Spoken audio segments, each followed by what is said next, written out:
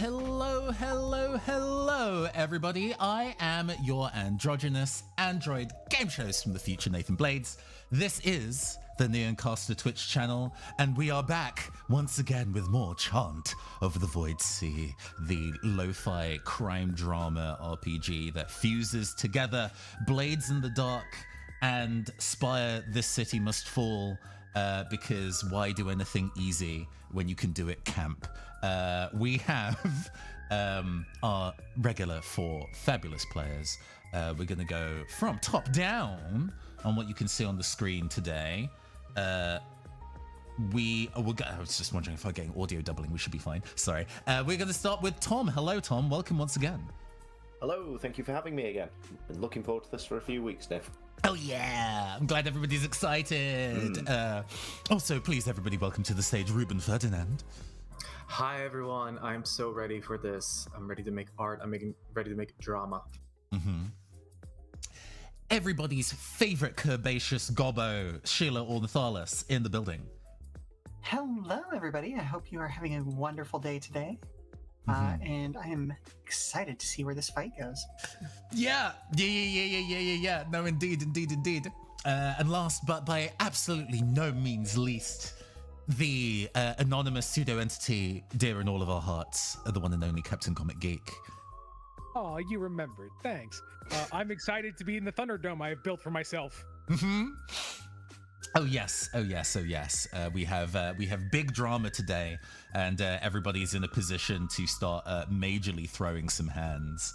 I'm excited to see where all of this is gonna go. It's For those who have been listening so far or need a bit of a reminder, the way that we have been running this game is that I have essentially, it's an open sheet exam for everybody. I write the scenario and send it to all of my players, and the players can give it a good read and also add scenes and characters and stuff that they want to include, which is this interesting blend between sandbox and structured.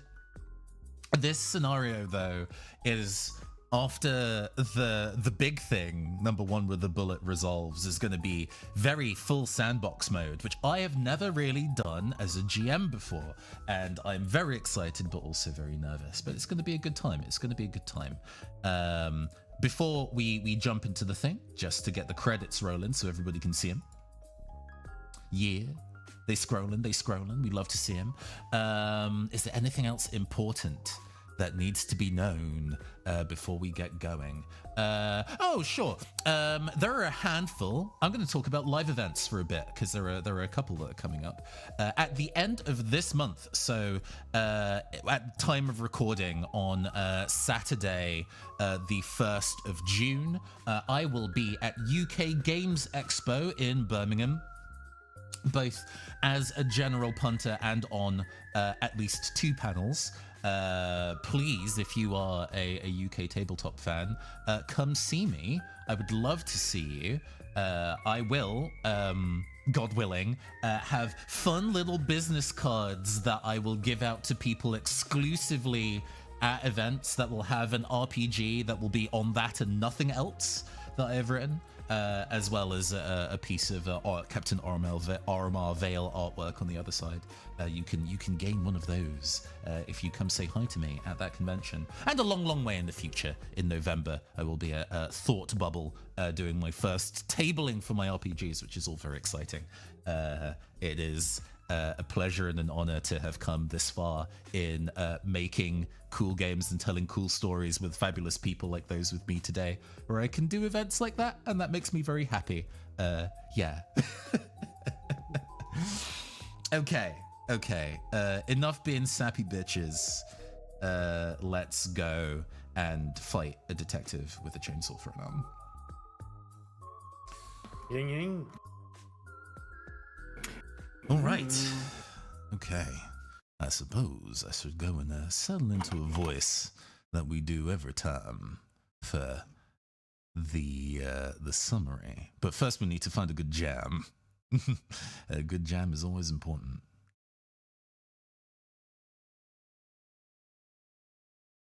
Let's hit up with this one, shall we?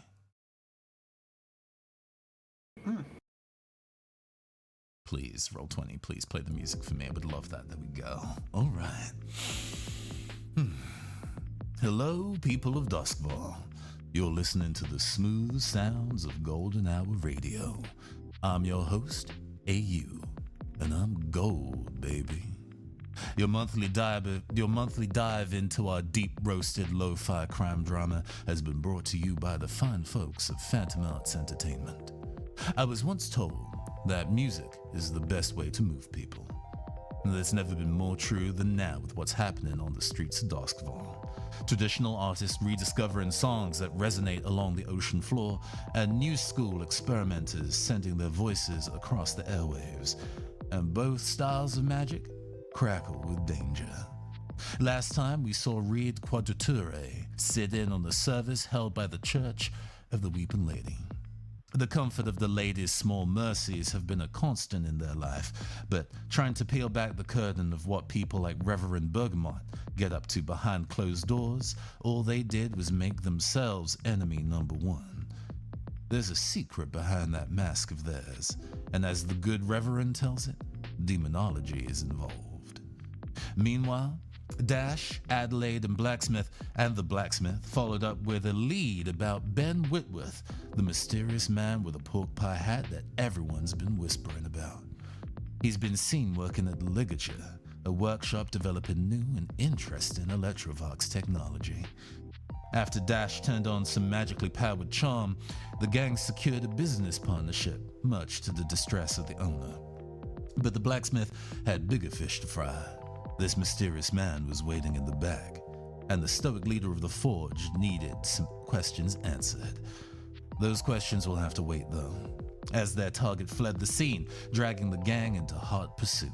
Smile the Widest aren't the only group chasing down this person of interest. The high-ranking blue-coat Detective Islington is also on the scene, and he handles interference with his investigations poorly. The cops never had your best interests at heart, listeners. But when cops have chainsaws built into their arms, they can remove your heart all too easily. Before we drop the needle and get things started, a reminder, this story is about terrible people doing terrible things, sometimes for the right reasons. We'll likely be hitting on themes of fictional religious politics, paranoia, branding rituals, police corruption and violence, sensory deprivation, pointed bloody violence, misophonia, and hypersensitivity. Take a break when you need to. So, get comfortable, pour yourself something strong, and sip it slow. You're locked into Chant of the Void Sea. And now, a broadcast from the posher side of town. We bring you White Crown EV with the news at 9.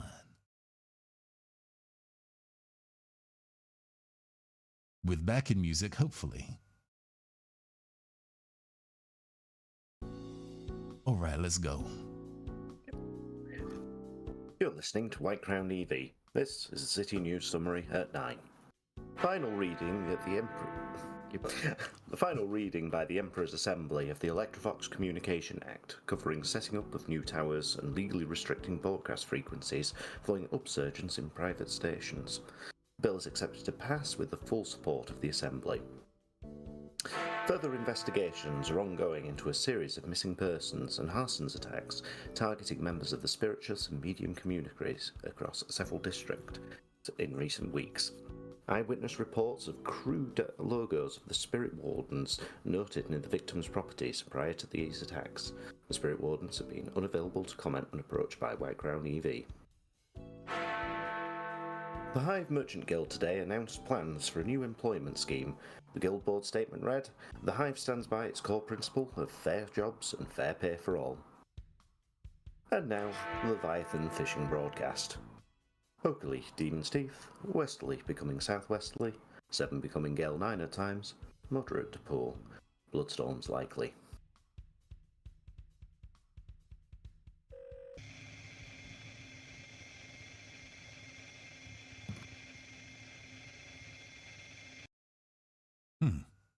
Some interference. Unusual, but I suppose we'll have to move on with the circumstances at hand. Before we get to the action, though, There was one other thing we did not see on camera last time. As members of the Smile the Widest were traveling across the city to the ligature, a conversation happened between a couple of members.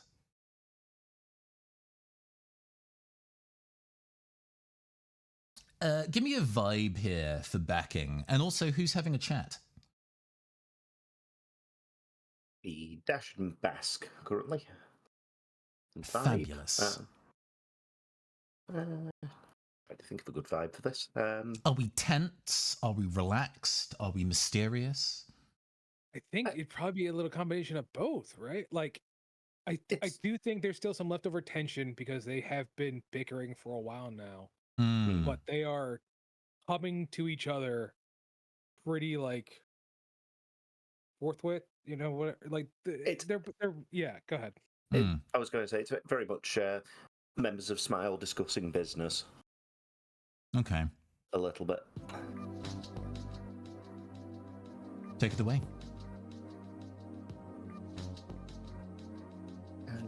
So, Bask, Dash wanted to have a word with you about your junior Henley. Right. Nothing too bad. No, your gang, your rules, of course, I should say. But there was a couple of things I just thought worth bringing to your attention and airing. Henley's showed a good level of natural talent when he was defending the stage during Dash's performance, which is impressive. But one thing Dash doesn't like to see in a practitioner of ocean magic is a look of surprise crossing their face when their magic does something they don't expect. So Dash was thinking you might want to consider seeing if you can get somebody to teach him a bit more about his powers. I mean, naturism and animism isn't exactly Dash's area, but definitely thought it'd be something to touch upon.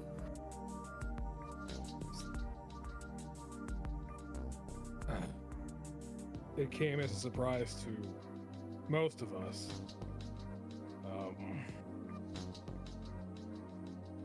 Could you recommend someone to talk to? Because I think he would also appreciate the help. Dash will nod. There's a couple of, there's a handful of local shamans and the like who may be able to point him at least in the right direction for channeling his magics. Although druidism doesn't immediately look like the most dangerous of magics, the actual difference between a fae or a natural entity isn't too far removed from a demonic one.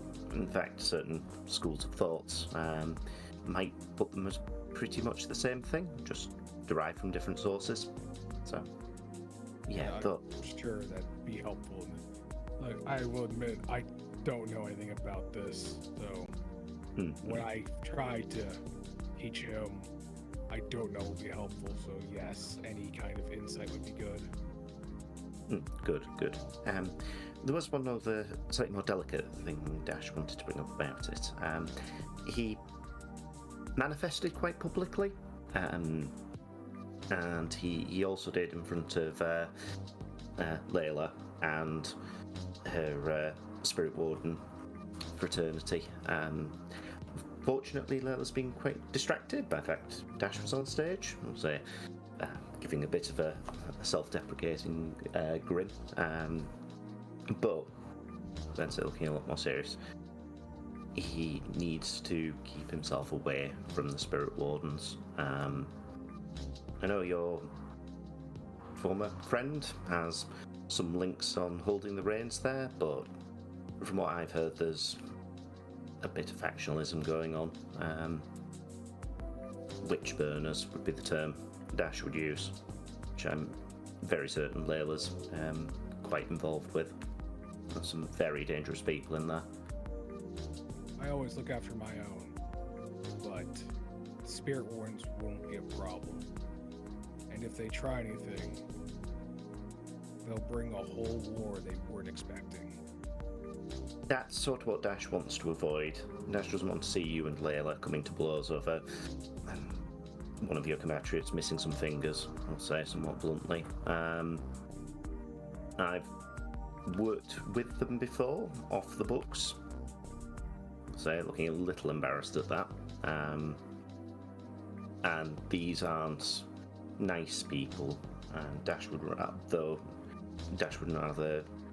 avoid conflict and keep Henley out of the way of them, rather than have to deal with the inevitable nastiness that would be involved with the two of you clashing.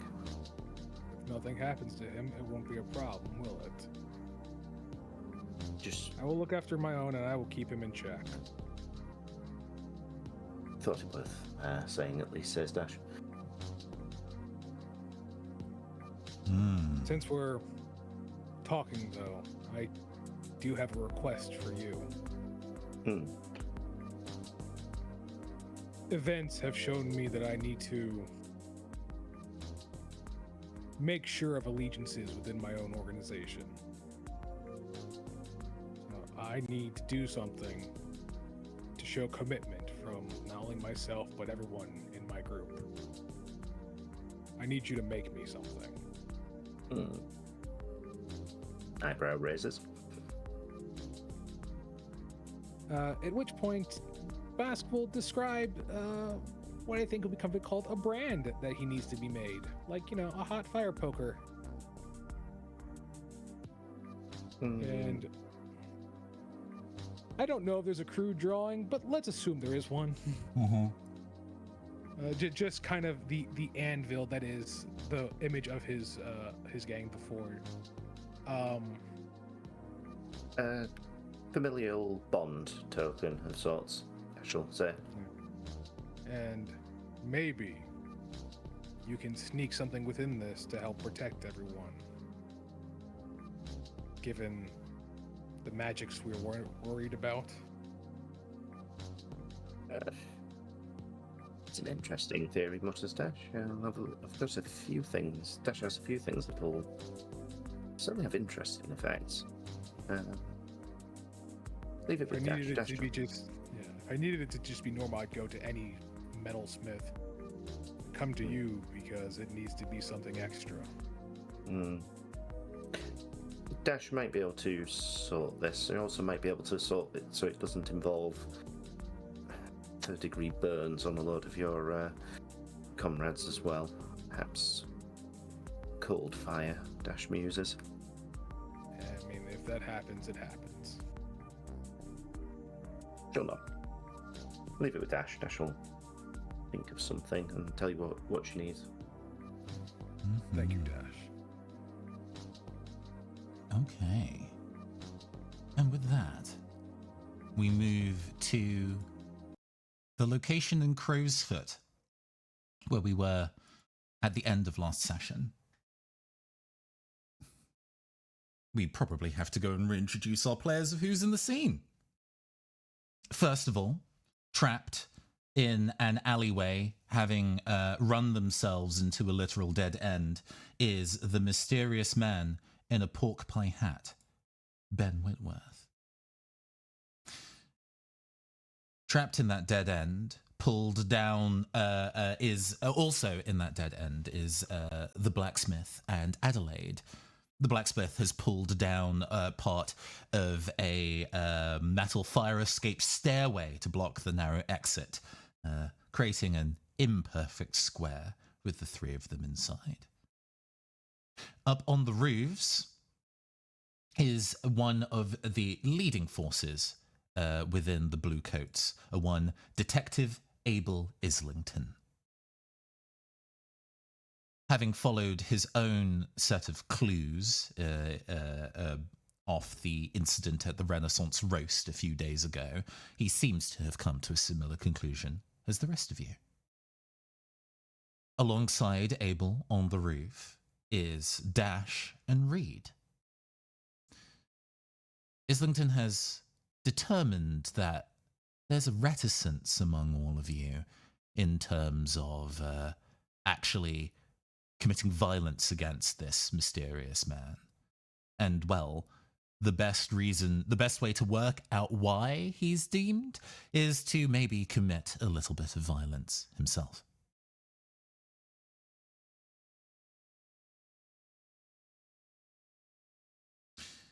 He levels a pistol in his right hand down into the alleyway directly at Ben Whitworth.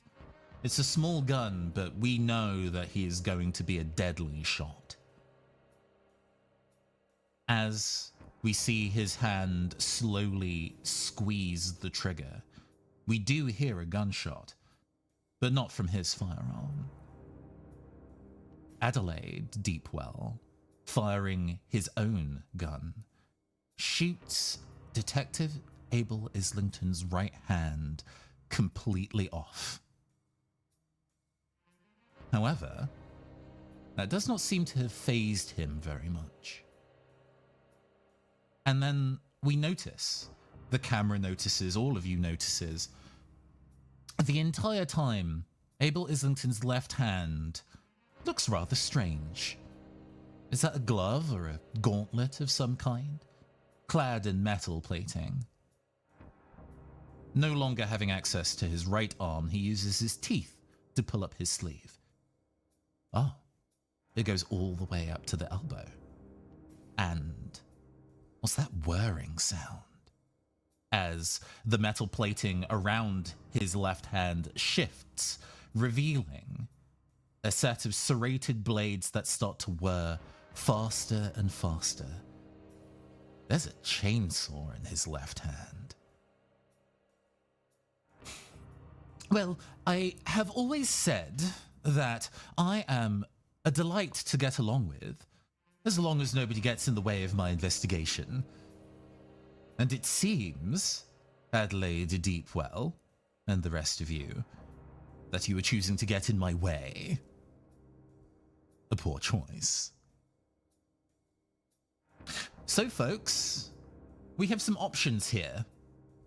There are myriad ways, myriad paths for you to be able to handle this situation. For now, I have thought of 3, and I have made clocks for all of them. First of all, we have subduing the detective. This is 8 segments. It seems he's not going to go down easily. There is also the option of not directly fighting Islington, but instead just trying to take Ben Whitworth and run. Slightly easier. And then there is simply just abandoning the scene. Maybe the circumstances are a little too hot, and you might need to go away and regroup. But the decision is up to all of you. It seems that Abel Islington is not going to move until one of you does. So what's the play? Bask has an idea. Mm-hmm. This does change his initial plan of staying in the Thunderdome, as I like to call it. But what I would like to do is to see if there's any like large refuse in the alley, and I want to throw it at Ben with the intent to knock him out so I can pick him up and leave. Okay.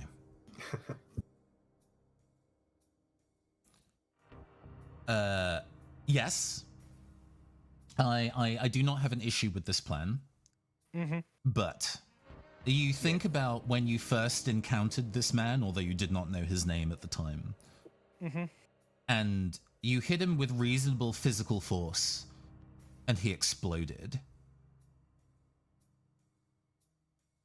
That might not happen again, but are you willing to take the risk?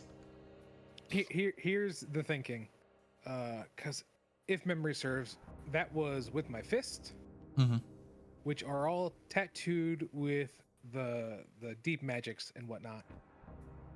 So I'm seeing if something else hits him that is just normal crap. Maybe he won't explode. Okay. that does feel like a fight. Domains. I am open to suggestions on domains. I mean, under current circumstances, this does feel like a fight low society. He is a working member of the city. Okay. I am very comfortable with that. All right. So, one for the roll, one for fight, one for low society? Yes. Are there any devil's bargains? No, I'm just worried if we have enough like flasks to scoop the goop in. He might not turn to goop. It'll be fine. We'll see. I hope so. He looks at you terrified. I still don't understand why I've been chased. Just, can't you let me go? And that's a 9. That is a full success. Okay. So, I mean, I'll leave the narrative to you. What do you find and what do you throw at him? You do hit him with it. Okay. I mean, it's a pretty standard alley as far as I'm concerned. So, I think there's just, you know what? It'd probably be like a wooden pallet, just abandoned in here. That Bass just takes up and one-handed, just throws it straight at his head. Oh my God. All right. Why don't you go and give me a 1d3 to see how much damage that does? Okay. 6, 1. Okay. You hit him with the crate, and it flings him backwards, like he weighs almost nothing. And his back slams into the brick at the end of the corridor of the alley, and just a wave ripples out of the space. It's silent. You can see it, if only because it is a ripple of absence in a space of substance. You feel it flow through you, with you touching the ground, and just a wave of nothingness move through you. Ben Whitworth spits blood on the floor. No. So then you've decided that you're going to take down this person instead of take them in for questioning. Is that it?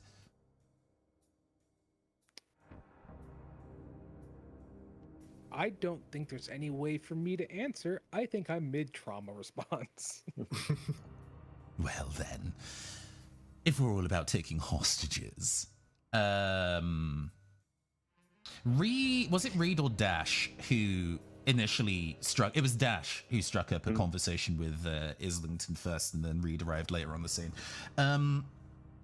Please give me a resist technology, please, with 1 difficulty.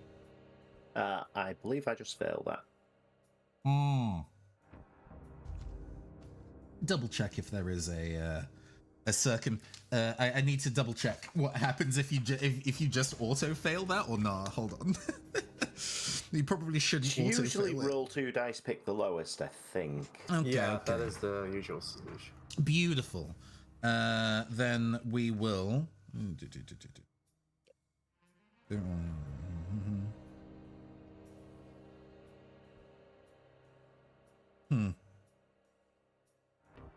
You would figure it would specify.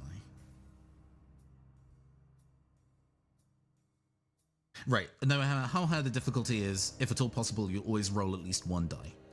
Okay. So, yes, you still roll 1. Just wanted to double check. Blades in the Dark is to take the lowest, but yeah, we still just roll 1. Okay, that sounds good to me. Dash is probably very distracted at this point, even though there's a detective with the saw blade. The second she saw Bask pick up the pallet crate and throw it, like, for fuck's sake, Bask, no, not again. Ooh. Hey and 8. That's a success. Take no stress. I don't know what you're talking about. You gained a whole demon the last time that Bask threw something at somebody's head.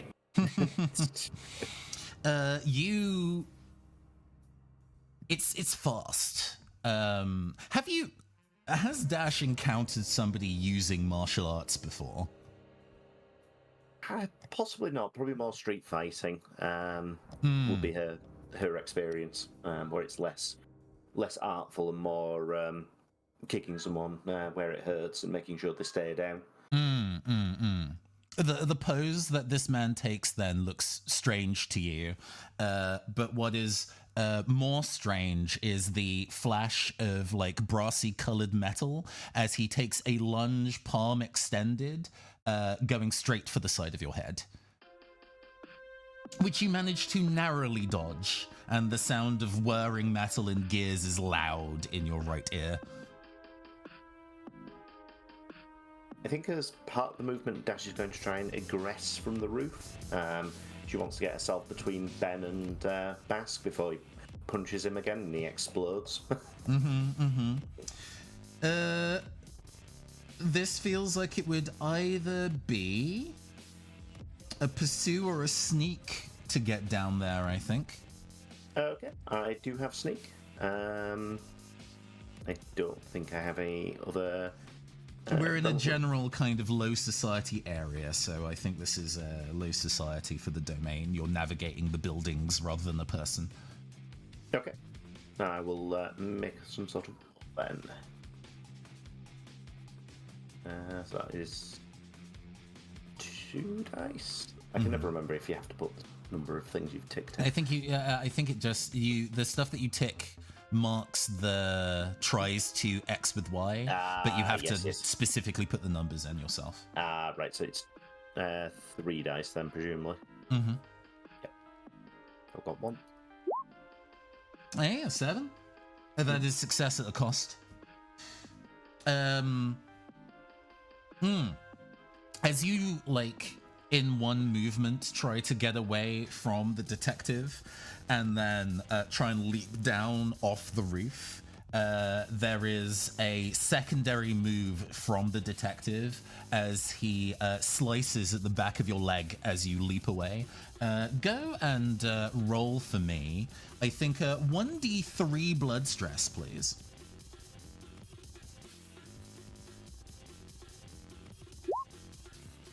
Okay. Ooh. So I'm just going to have to read the terms of one of my abilities, because Dash technically has armor. I am... Dash's beauty is currently on show with her outfit, so I presume it got the Blood Resist 3 currently. So... Blood Resist 3, okay. You take no damage as you vault down the side of that. The detective had a shot, but for some reason just found himself hesitating before he could strike true. Your outfit may be at risk if there are multiple near misses like that, though. Oh no. Nothing kill the kill, but it'll stop it from being as effective if damaged. Imagine the scandal. Yeah, not that type of game. Absolutely not. Who else wants to step up to the plate? I think Reed wants to react to the sudden attack on Dash here. I want to take out my scalpel from sort of like a pocket in the robe and wield it as a karambit knife, sort of like upside down. With the reverse grip, yep. Yeah, assume a similar stance of my own because Mr. Reed here also knows some martial arts. And I want to directly... Well, I want to jam the chainsaw. I want to... Okay, I just want to... Yeah, that's what I'm going for. Would that be a fight or like a fix roll? It doesn't matter because I have pips in both. It is a fight rather than a fix. It will be fight technology because you are going for the arm and not the man. However, it is a difficulty 2 check to directly attack Abel Islington. Okay, I blow fentanyl in his face. No, just kidding. Oh, okay. Anyone got a Devil's Bargain? That's fine too. You get an additional die,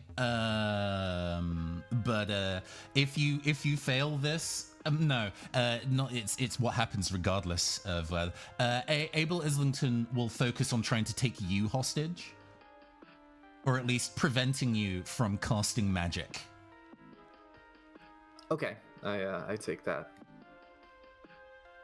I take a stance. I shine light from the mask onto not Abel Islington, but to Bosk, who just threw a pallet at a man, and yell, "Inform me beforehand before we do this!" And just I go in for the strike.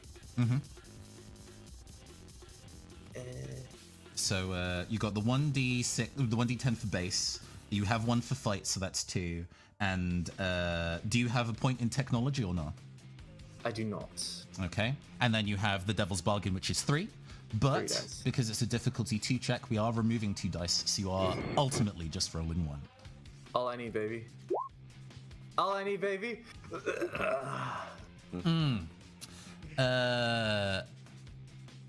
Yeah. Describe your attack as you go in. I think the idea was to catch Islington off guard while still focused on Dash.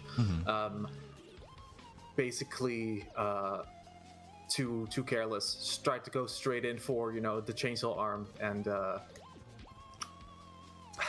He whiff Does punishes you.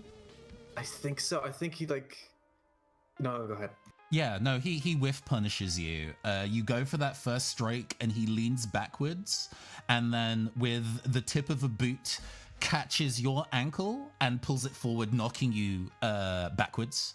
And he then slams the chainsaw down just millimeters from the side of your face. You felt that I was going to go directly through the mask and cleave your face in two. Please take 1d8 mind stress, please. Gotcha.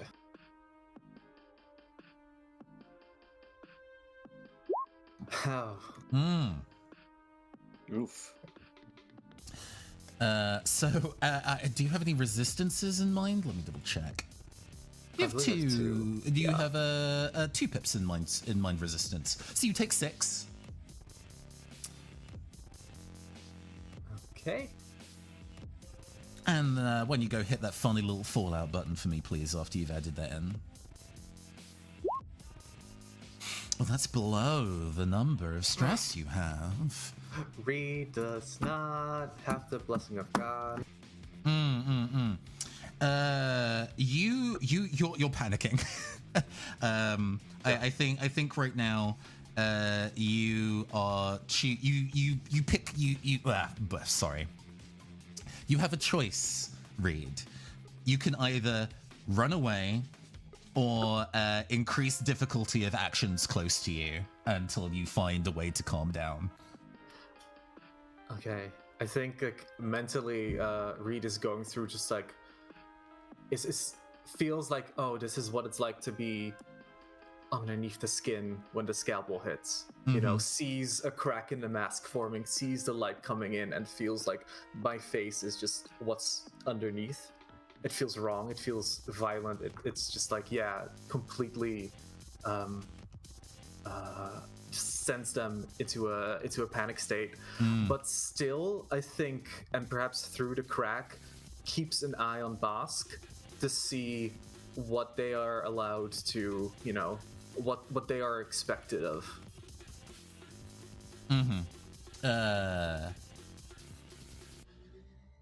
Islington, as you kind of peer down into the alleyway below, Islington kind of continues to stay on you, and is like, I think you are going to surrender over Ben Whitworth to me, or I may have to take Reed in for further questioning.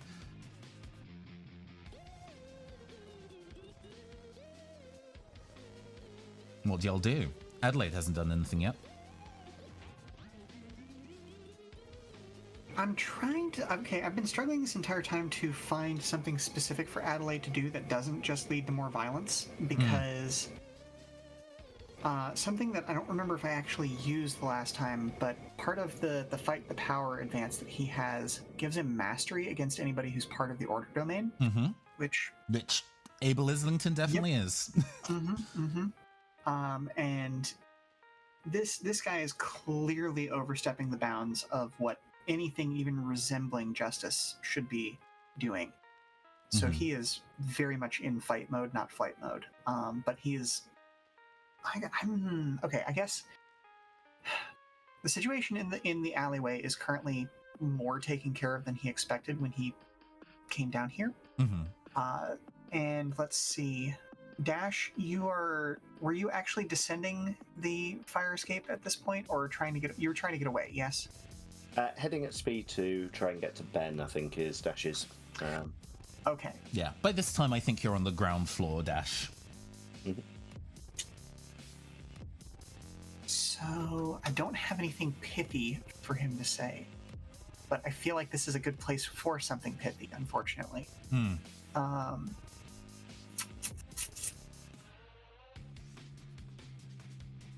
Well, Okay, you can always make attempts to subdue Ben Whitworth without necessarily causing him damage. That will still count. So. Okay. So let's go with something along the lines of. Now I know that violence against the people of the city is pretty much standard operating procedure for the cops. But let's remember, you've already been given one warning shot, sir. Oh, and I would love to see you try another.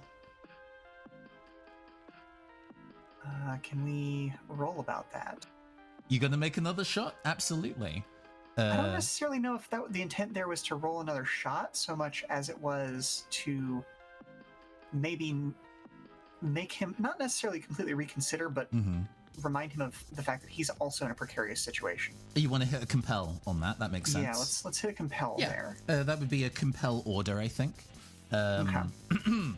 Do bear in mind that once again, attacking directly aggressing Abel Islington is a difficulty 2 check.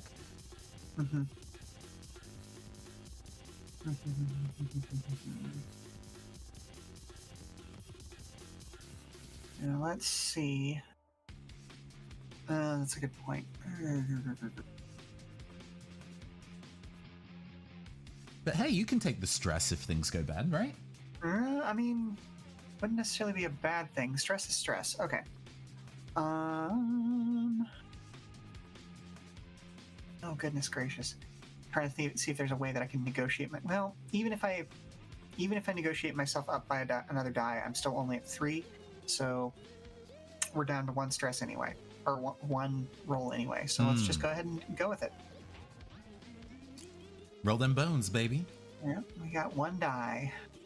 Let's see how this goes. All right. Ooh. Success at a cost. Okay. So you're kind of calling through to make Islington kind of see reason and back down? Okay. Well, we have increased a pip on subduing the detective. Yes, well, I suppose we can get away with a whole lot. It would be bad if this became too busy of a scene. Still, though, Adelaide Deepwell, are you sure this is the game you want to play in the long term? We have already spoken, and I have managed to, in the intervening time, find a whole lot about you. Could you please roll for me 1d6 reputation? No, sorry, shadow stress. Ooh, yes, please.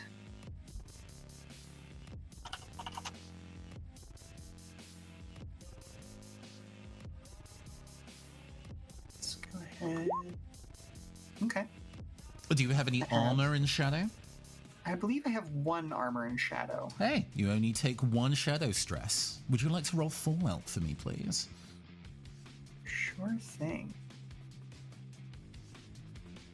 Is that below your current? Let me double check. It says my fallout is currently 2, so Hey, that that's should above be- your current. You do not have any fallout.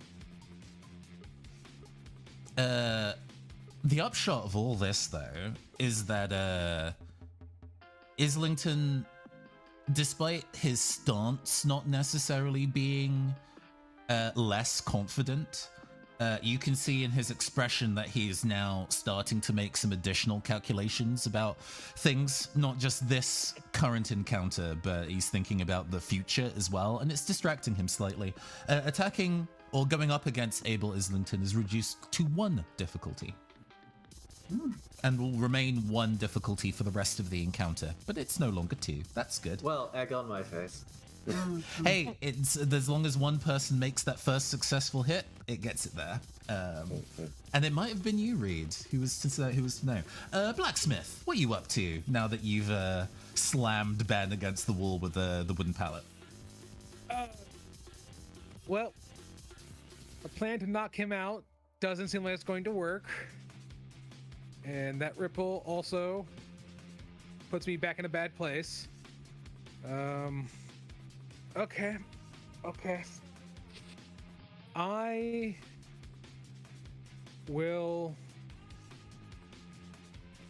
think I'll try and convince Islington to go away by just suggesting that he leaves or I make Ben disappear again.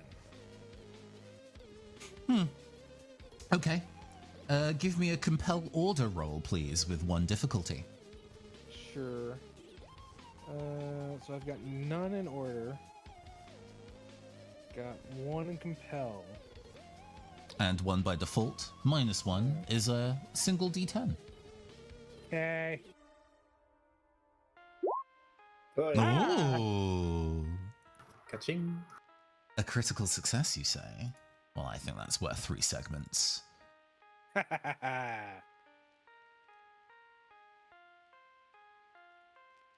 Despite the circumstances. All right. What'd you say?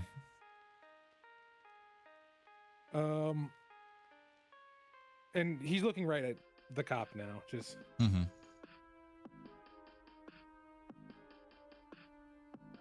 I've made him disappear before. You fuck off, or I do it again and nobody gets him. Well, I did initially level a gun at him because I wanted to see what would happen if this man was severely hurt. It seemed that you were all reluctant, but you've changed your tune. It seems that's maybe less of a leverage than I was hoping for.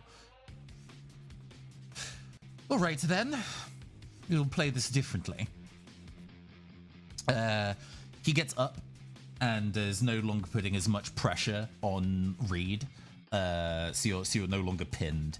But instead, he puts, with a whir and a click, the chainsaw back into his hand again and snaps his fingers. And you hear a high-pitched whine in the distance. Where is that coming from? Oh, it's coming from a bunch of places, and it's loud. And then we realize that there are a number of, like, speaker towers in this part of the district. And they are all blaring this overwhelming noise. It's, like, indescribable. It's not static, and it's not like a siren, and it's not music, but it's invasive. I would love for everybody in the scene to give me a resist plus technology roll. Oh boy. Would this be at a +1 difficulty for me? Yeah, you're still scared. You've not had the ability to recoup yourself. So yes, this unfortunately is it. Gotcha. So, if I have no pips in anything, is it just still the one? Just the 1d10. Yep. Okay. Oh What did you do to roll 20? And Reed is having such a bad time. Did I blaspheme? I don't know. Oh my god. Okay. Reed, could you please roll me 1d6 mind stress while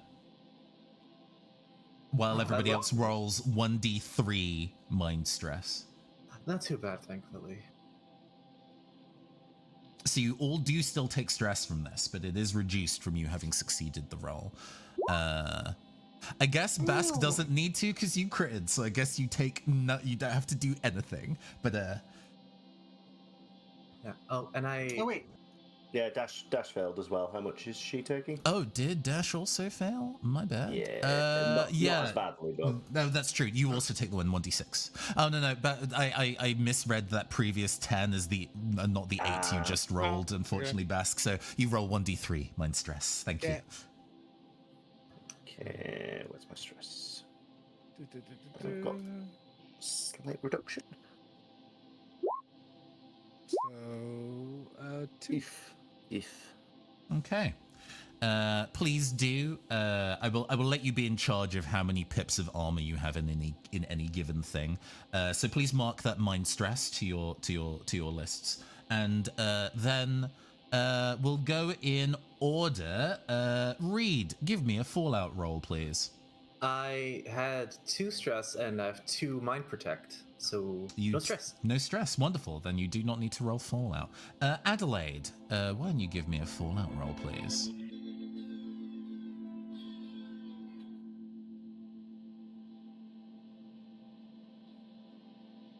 It should just be... Yeah, it's not obvious as a button. It's the little Fallout in the corner. I got it. Yeah. That is under your stress of 7. Sure is. You take the temporary fallout of emotionally numb. So while emotionally numb is on, you just don't care. You do not feel like fighting. You don't really feel much of anything. You are perfectly calm and otherwise disinterested until this noise stops, I guess. Cool. We'll put it here.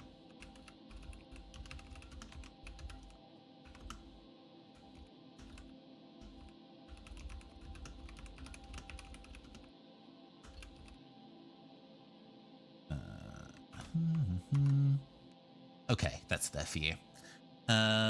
Cool. Bask, give me a Fallout roll, please. Okie dokie. Wonderful. What is your stress currently at? It's at 10. That's high. Oh, by the way, Adelaide, you can clear your mind stress for having taken the Fallout.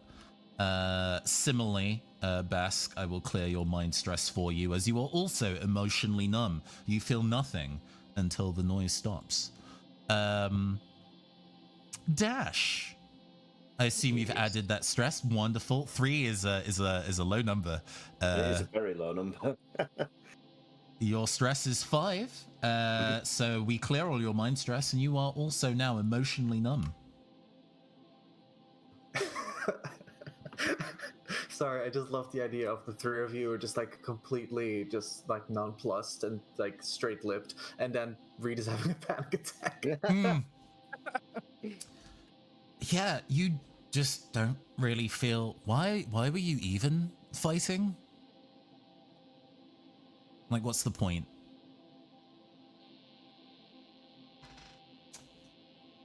We're not really in a turn order right now, so I will let anybody kind of leap in with what they want to do under current circumstances. I want Reed to sort of like crawl out from under, Islington. Mm-hmm. He lets you. I think I'm like Reed's on like scooting away on their ass. I'm looking up at Islington, And I think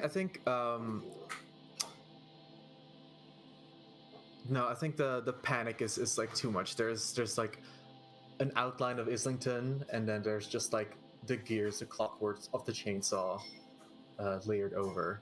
Hmm. And tries to just get to street side, get to Bosk, get to the rest. Mm-hmm. He watches you as you clamber down the ladders and stairways and stuff that are latched onto the sides of all these buildings in Crow's Foot, and just leaps off the side of the building and also lands in the alleyway and walks over to Ben, who currently has his hands over his ears. I think I might like to do something at this point. Absolutely. I think this very cold, very detached. Dash's eyes. There's probably some fundamental knowledge that she knows some magic's gone off, and maybe it's Electrovox, but can't quite bring herself to care too much. But there's probably a little nudge that something might be wrong. And she sort of looks around and feels her eyes cross. Say a puddle that's formed from the collapsed fire escape. It knocked one of the gutters down. And looks into the reflection of it very calmly, very passively.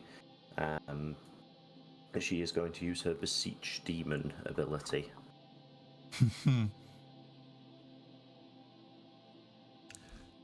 The circumstances here are intolerable.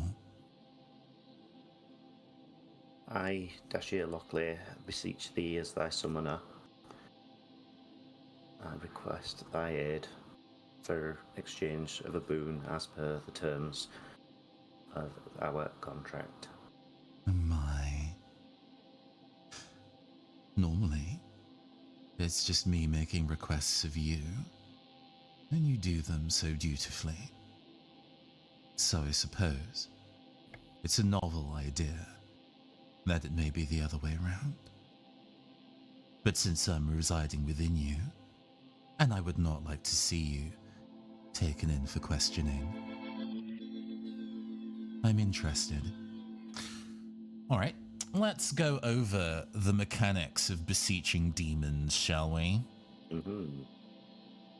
When you have bonded with a demon, you may ask favors of it as though you have any other bond, as though you have with any other NPC bond you possess. By using Beseech Demon, you gain this additional power. You know the secret art to making deals with demons. Roll Compel plus Occult to summon demonic energy into a vessel and activate it. Performing this spell successfully allows you to ask the demon for favors in the same way as a standard bond. So, why don't you go and give me a Compel plus Occult roll, please? Also, it feels like we're in big demon hours, which means big demon jams. Hold on. Does Dash's demon voice give her... Oh no, it just ups the outgoing stress dice. That's what it does. Let's go with this one.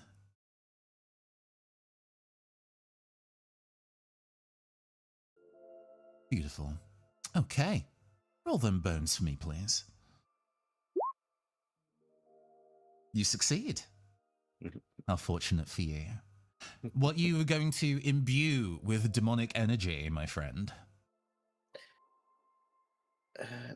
So strangely, from recollection of the summoning of this particular demon, is its affiliation was with air. So I'm almost tempted to have it create a vacuum around one of the towers that's suddenly going to impact away. Okay. So it'd probably be the tower itself, actually, I guess, would be the target. As she looks up and gestures. We are going to roll 2d10 for this. You get 1d10 by default and then you tend to get bonus if it's like working with a people or a specific location or whatever that is affiliated with the NPC bond request. And you're asking it to work with magic. So it is 2 Walpurgisnacht's strength. So I'm going to go roll those 2d10.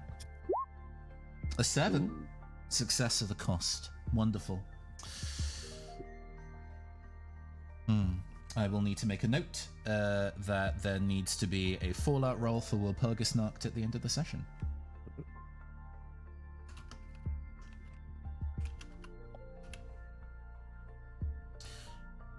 I don't think it's been a while since you have seen Walpurgisnacht in, well, the flesh. You've seen its face because you see it every time you look in the mirror.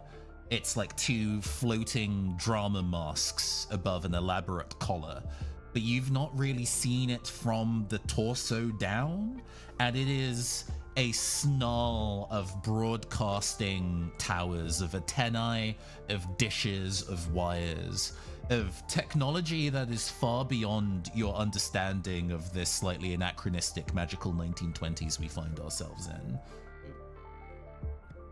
This thing can broadcast across frequencies you did not even know existed. And it subsumes one of those towers.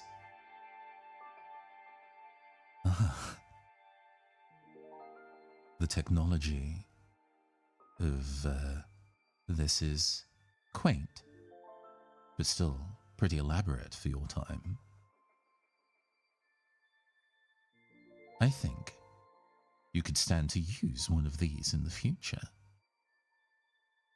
It's my voice within the wires currently. You can all currently hear this over the speakers in this part of the network. It's loud.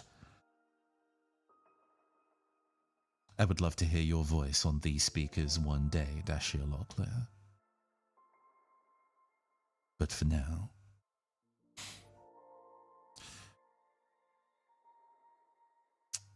Tom, can you describe the sound that follows after Walpurgisnacht stops screaming, stops speaking, and before the kind of like this disabling effect wears off?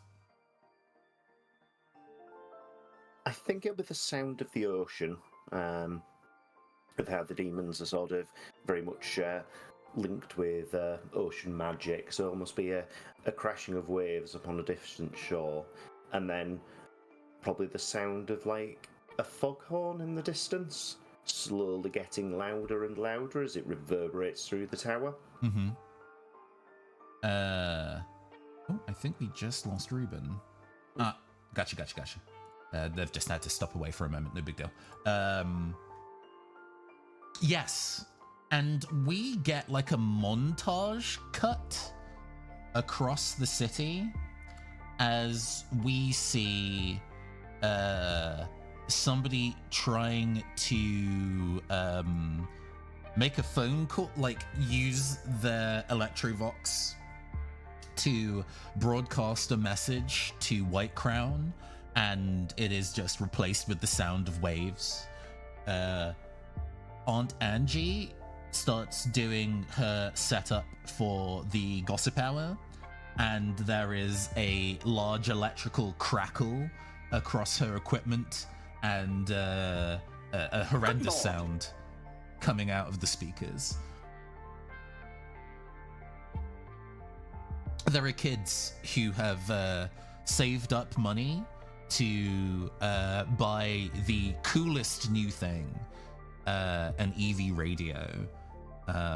Just getting the parts alone took a solid amount of coin to do, and they've spent all afternoon setting it up, and they excitedly turn it on to hear the roaring sound of crashing waves.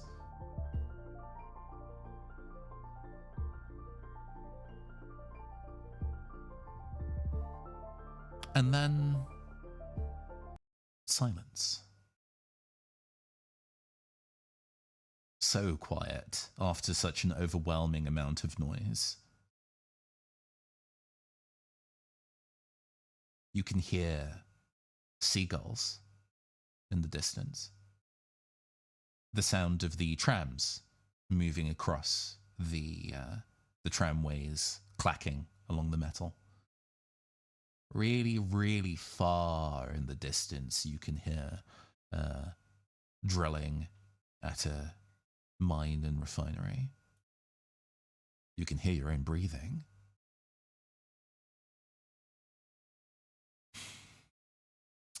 Now, everybody who had that fallout of emotional numbness, you may remove that and add hypersensitive. For this scene and the next, you are feeling too much. After such an absence of feeling, your senses are coming in to an extreme degree until it wears off, and you're not quite sure when that's going to. Okay. Delightful. Fun times. No problem here. Detective Islington blinks in mild confusion. Oh, what the fuck was that? Dash lowers her hands. It's like, Dash thinks your technology may require a little bit more refining.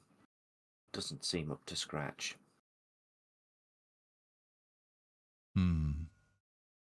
He walks over to a dumpster and with the back of his metal hand slams it against the metal, causing to your ears, to everyone's ears except Reed, a deafening reverberation.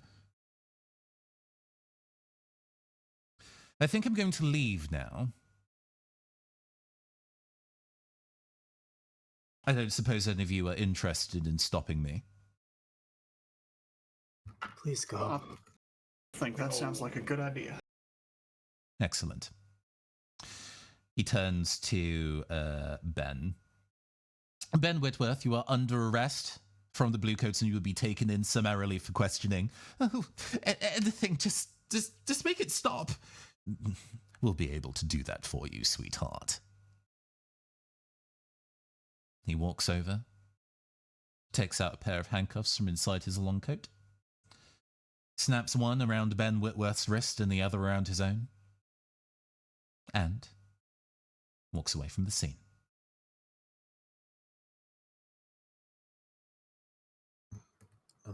Reed does a check on everyone, just street medic style, goes over, hey, what's going on? Give everyone a little bit of water and try to just get everyone talking about what the fuck just happened.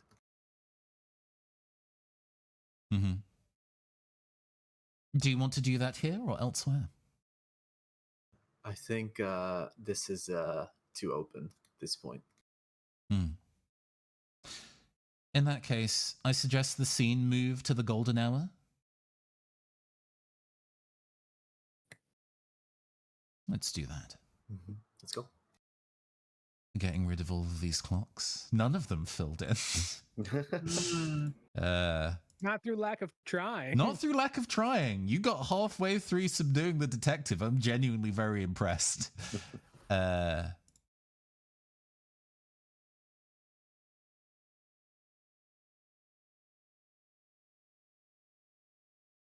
We're back at the golden hour. AU isn't here, or at least he's not in the main seating area. But you do have the opportunity to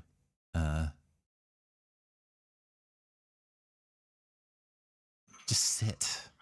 I think I want to do one of my abilities right now. Rite of Respite, which is once per session, lead allies in surgical vigil where the lines inside the body connect to the threads of fate. All allies refresh through stress, mind, or blood. I think everyone can use that. And, what does this look like now? I two small questions. So swift answers. When you normally do that kind of ritual, like before the events of today, what does it look like? Normally, it takes on a much more didactic sermon of learn from Reed's words, and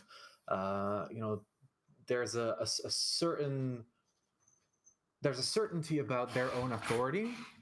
And now, like they'd say things about take of my, listen to my, heed my, those kinds of things. And now it's about cracks. Now it's about tying what's been cleft. I think Reed has lifted their hands.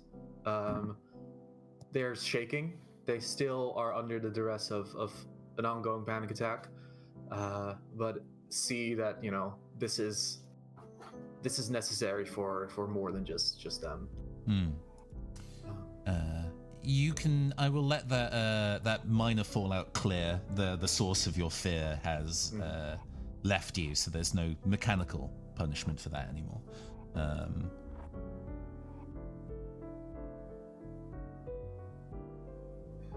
And I end the sermon by saying, at the end of it all, you're all yourselves. Stay that way. Stay that way. Okay. Well, everybody do... did you... How much stress does this clear? 3. 3 from either blood or mind. Wonderful. Go ahead and do that, everybody. If you happen to have any minor fallouts for anything, including the hypersensitive, those are also now cleared. Ooh, lovely. Who wants a cup of coffee? Whiskey. Coffee's good. Coffee's good. Yeah, that brown stuff sounds nice right about now. The coffee, specifically. I realized that, yeah. I get everyone a cup, and I get Bosk his whisk. And we can leave this to a moment of general table talk about feelings if people would like to have that. We fucked that up.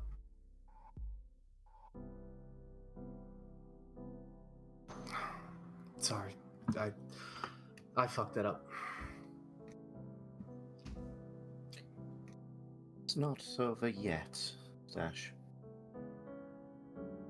Ben Whitworth's still here in the city in a form that's interactable with. We just need to engineer a way to talk to him. We did learn a couple things in that as well. Namely, that detective has a little more up his sleeve than we originally thought, I should say, and that those speakers that are going up everywhere are a little more dangerous than we realized they are. Yeah, I find them fascinating, to be honest. I didn't seem to be as affected as the rest of you. The way they hold someone and can simply remove any reaction to external stimuli, I gotta say, it's fascinating. It's a very different sensation from the nothing many of you felt before. It's still sensory, but it's a maximalist feeling rather than a minimalist one. When it was on, it was like a perfect averaging of all feelings to a bland neutral. And with it turned off, well,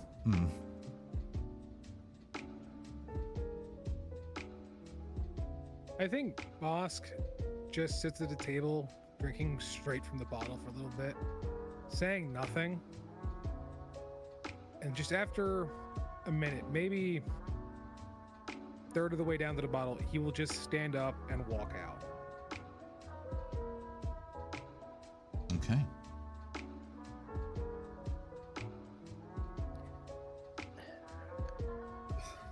I think this is something we may need to get others involved.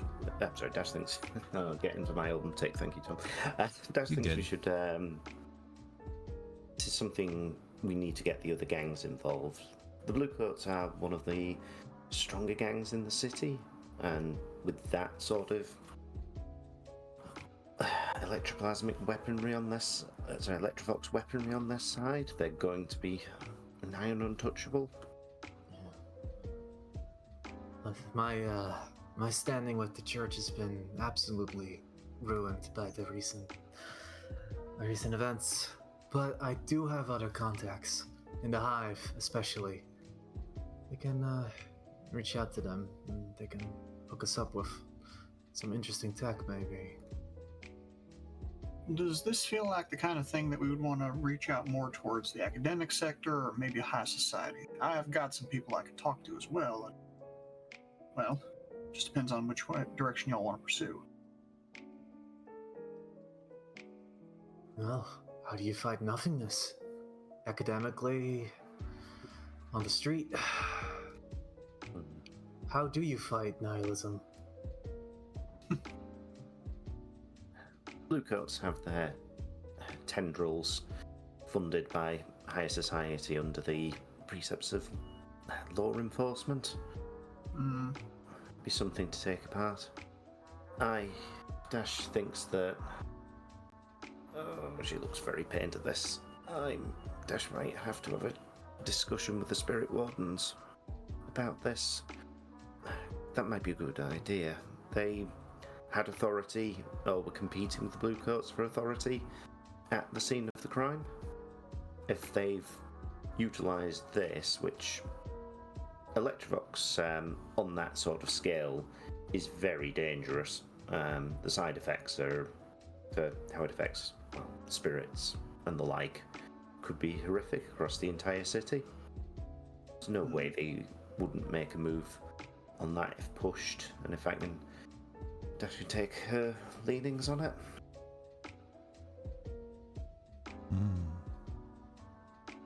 In fact, you raise a good point. That moment where everyone across Doskval, if they were at all near a speaker, which is a decent chunk of them, and experience that powerful wave of charitably said calming energy of the ocean, everybody kind of, there's multiple looks of people dramatically looking out to the sea with a concerned look on their face. The magic balance shifts slightly away from ocean magic by 1.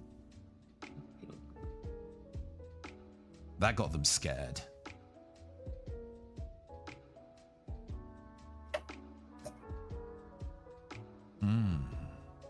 Okay. If there isn't any more for any more, you finish your cups of coffee. It's sometimes nice to be able to sit down and kind of sort through your feelings and what to do next. Even though this has been over the course of a couple of days, actually sleeping has not managed to really quell your heart quite as easily. I think under current circumstances, especially since the blacksmith is not there, everybody who finished their coffee, you may remove 2 stress from anywhere on your stress trackers. Lovely. And we've now entered into, I suppose, the sandbox portion of this session. What would we like to do now that we are where we are? World map unlocked. Bask, when he leaves the Golden Hour, has a very specific objective that he wants to do. Yes. Because he has now, for the second time, had his mind fucked with. He is so angry, and he needs to inflict violence. Oh, well. So you have to remind me, there was a gang. Yes, that had- the previously known as the Foghounds. I cannot remember what I improved their name being. I think they are the Smoke Fangs now. Yes, we'll go with that. Sure. Mm-hmm. You smoke wolves, maybe? Smoke Wolves. Yeah, that sounds good. They're still workshopping it. Mhm. So, in this moment, with a third of whiskey in him, Bosk will go to home base, rally up a posse, and he's going to full-on assault the Smoke Wolves for daring to encroach on his territory. Hey, you know what? I love that. We can settle that with a roll. Okay. It is definitely fight crime. It is definitely a fight crime roll. Because it's gang on gang violence, does this count as group fighting? Yeah, I do believe you have you can take mind stress to essentially be a superhuman, fight a bunch of people simultaneously. No, but I have 2 pips in fight. Oh yes. But the second pip is specifically for group fight. Oh yeah. Then you basically get the bonus D10 for that. Absolutely. Yeah. So 4 by my count. Hey, that's a lot of dice. Tell you what. Since we're all here, why don't we use the not to be trifled with power and do a D3 of mind stress to just get an extra dice in there? You know what? I will give you a bonus dice to go in exchange for that mind stress. Absolutely. Yeah. No, that sounds good. That sounds the mind good. Stress first, real quick.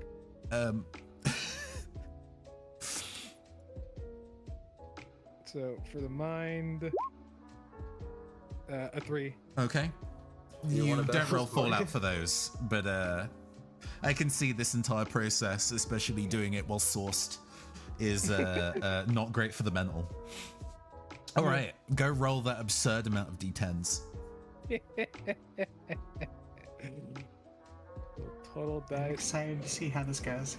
If it fails, I'm gonna laugh my ass off. Any devil's bargains? A 6? Your Are you best was a kidding me? 6. 1, 2, 4, 5, and 6. Oh my god. Okay. Reed's. I mean, if Reed had rolled it, it'd have been 5 ones and So- a 2. Yeah. Yeah. Like, we Okay. would have had a corpse. You would have to sort of like breakfast at Tiffany's them. So, you do it. Let's we obviously don't have a map for their hideout, but I wanna explore this space. So Sure. let's go and kick it over to the scene missing. And this is far too calm for the circumstances at hand. For those of us who are not Captain, tell me one thing about the Smoke Wolves' hideout.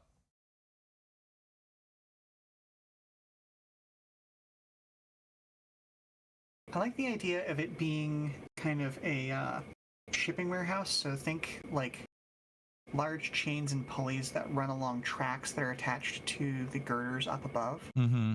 So lots of that like Terminator style, like hanging chains in a warehouse kind of nonsense, you know? Hell yeah. Yeah. Absolutely. I think to also add to that, it's also a place where it acts as a loading dock for both their legal and illegal activities. So sort of go in, there's an actual big cutting in with a boat in. It's connected directly to the harbour. I'm into that.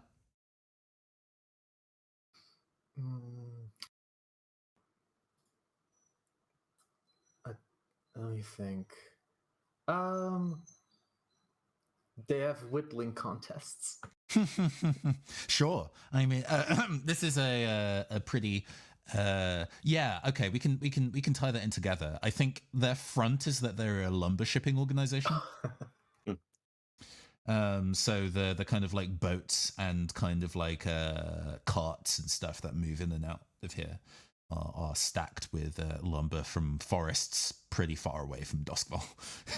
There's not much greenery here. But you know, within those shipments of lumber, there is a bunch of illicit goods. But you know, they're not shifting all of that wood, so there's a lot spare, and they tend to carve it. Which I think is going to be my detail of tying all of that together. And currently, we see them in the middle of just kind of idle time. There isn't really a lot going on. They're maybe waiting for a shipment to come in, so there's a bunch of them kind of like working on carving a you know, the kind of like in-setting equivalent of one of those like bobblehead hula dancer kind of like desk figures that you have, like truckers have. Absolutely bawdy nonsense. The leader of the ex-Foghounds, who has a name because they were in Escape to the Void Sea, but I do not remember what it is and sort of don't care because we're going to see the ship. A different leader because I killed that first one. Oh, sure. Yeah, they've elected a new one. Fair enough. It just keeps happening to him.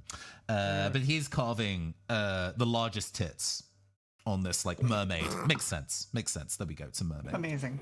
And there is a dum dum in the background. And they all look up to see the kind of like a corrugated metal kind of like sliding door. Dom, dom. What the fuck is that? As there's a large bang as the metal like bends and distorts and warps as the blacksmith tears through it into the room. Give me... He's very RoboCop when he gets to the drug lab. Oh, yeah. Give me, like, 3 shots in this action sequence, Blacksmith, of you just wrecking fucking shop. Okay. I think one happens as he busts in. I think he just... Again, the metal door, probably whatever door there was placed, bends in as he kicks it in and just smashes into some guy's face. Mm-hmm. Blacksmith is leading the charge into this place, and his sledgehammer is out and just taking full, unrestricted swings at people, just cracking down on shoulders, breaking knees.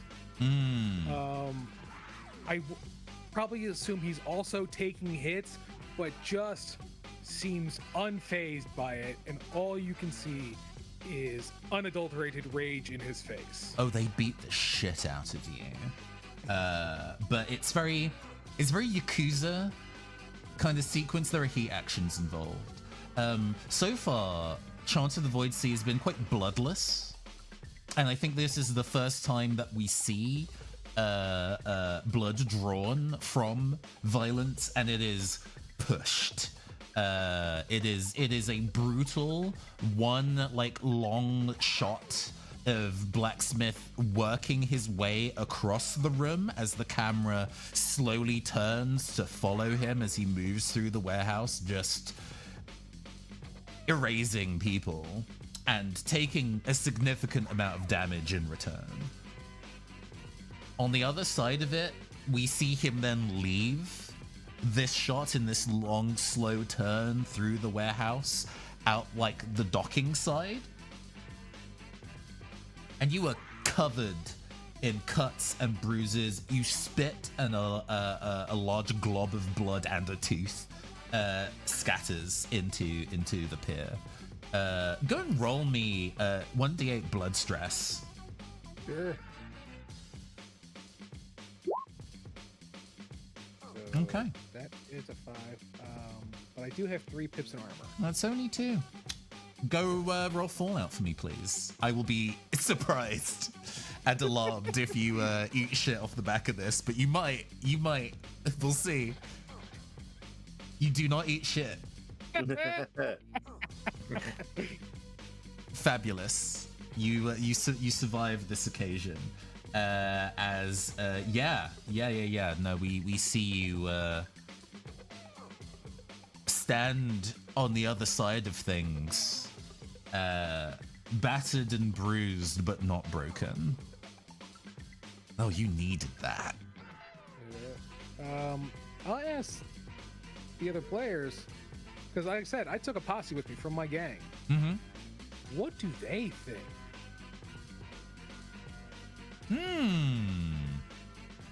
Ooh, is Henley here? Did you drag Henley on this escapade? No, 100% would not have brought Henley to this. Okay. He's not ready for this. Yeah, fair enough. Yeah. Rest of the table.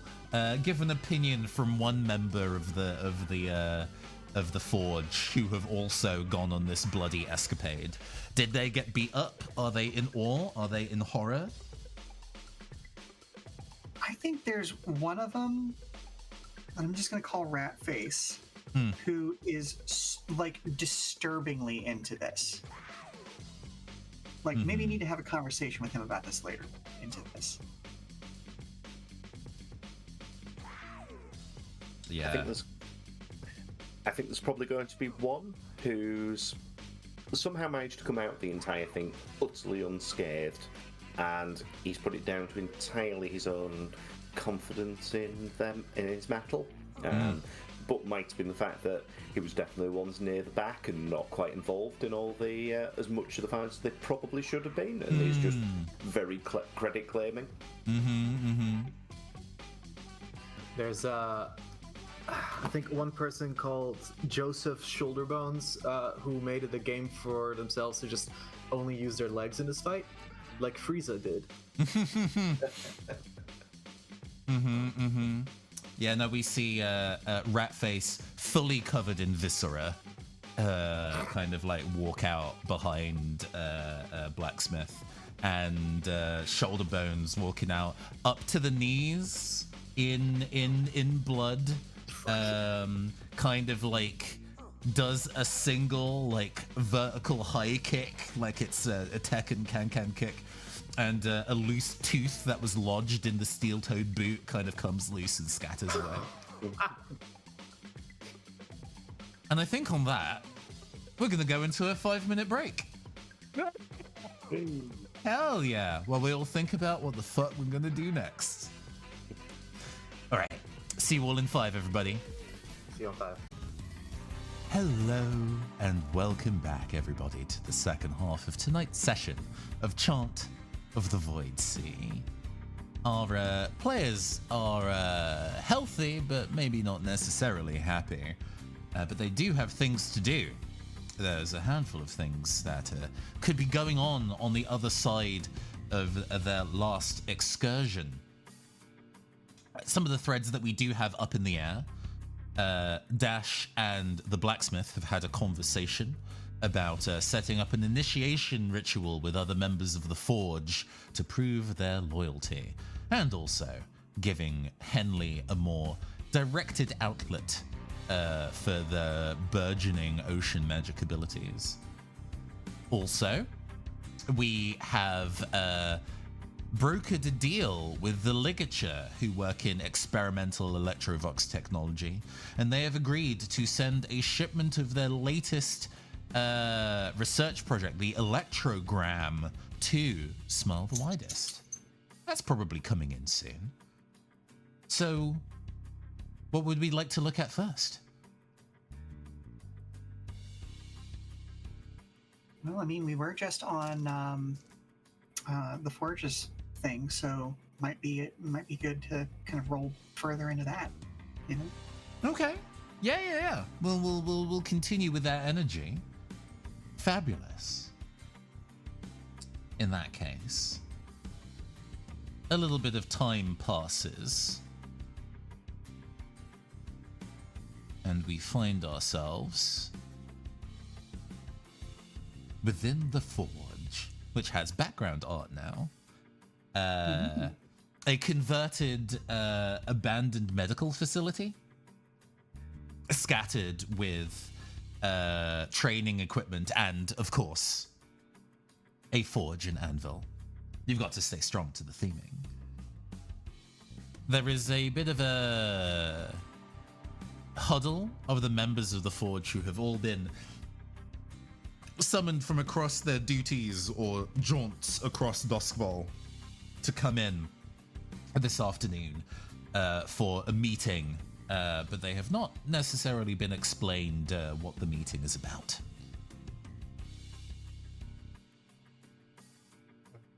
Before we go down further, has Dash finished the project? We're going to assume yes in this kind of period of time. How long would it have taken Dash to kind of finish that request? Given it's probably a relatively straightforward magic circle for her, we're probably taking a few hours. In fact, she's probably gone and spent a bit of time to research through some of her books, mostly to take her mind off things, having presumably sent out some meeting invites and feelers out beforehand, so she's got nothing to do but kill time for the moment. So we'll have put something together, and I think it'll probably be like a magical transfer that require heating in order to adhere it to the to some sort of piece of metal, and then pressed into skin with a command word.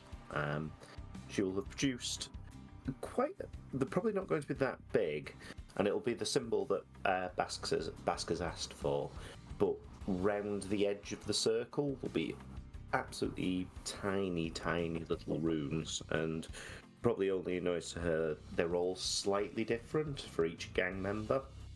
I suppose Basket's how many is there in the gang that he's doing for? I'm guessing in the sort of dozen to 2 dozen range. You know, we've never discussed. Hey, it's flexible. But tracking that kind of thing is not super important to the way the game works. Yeah. Yeah, I don't know. Big enough to wipe out another gang, apparently. That seems like a group of 12 pretty solidly. Sure. Marvelous. Yeah, we'll say 12. So is Dash the one actually going to be doing... I don't think she's going to be present. She will have presented, possibly even just because it fits. I assume Henley was probably sent round to pick it up. And she'll have handed him a couple of books and been under absolute instruction that these books are going to come back to her in perfect condition in 2 weeks' time. But also a package for Bask would be a sort of reasonable size sort of A4 envelope, which will have some instructions and an invoice. Okay. So, as we're all gathered here, Bask will have come down from his office, and I think, without a doubt, probably what would have been the like nurse's station entry point is now a bar. And he'll put his hat down and go, in recent days, there's been something happening within the city. Something to change it possibly for the worst. And at this time, we need to show that we are a unit. We are a family. We need to have loyalty to each other. Not just through words, but through actions. And as he's doing this, like just kind of like a, you'll see the forge starting to heat up. Like the what we are calling a forge is no way it's an actual forge because. And while this is happening, Bask is taking off his hat, taking off his jacket, taking off his shirt, showing just the myriad of scars that he's gotten over the years. Some newer because of recent things. Yeah, you're still pretty beat up from yesterday. Like visually, you're not limping or anything, but the fight that you just had has not fully healed off your frame yet. And so he'll grab just like a metal chair and place it in front of the forge, and then take the brand and stick it into the fire. At this point, I will ask, it's technically work hours. Is Reed here? I don't think they are. Oh, okay. Unless Bosk, did we have a conversation about this, Bosk? Given recent events, I don't know if he would have at this point. I think if the alleyway had played out differently, maybe. But after the alleyway, after just him wrecking house, I don't think, because he was never going to ask Reed to do this, so I don't even think he's invited to be here. Gotcha. Yeah, that makes sense. And as a result, Reed has not tended your injuries from yesterday either. Okay. So, your gang watch with interest but mild apprehension as you go and, take paper and metal and the forge, and it's heating up the room. The welling of heat from this setup is the kind enough to make the hair on the back of your hands prickle slightly.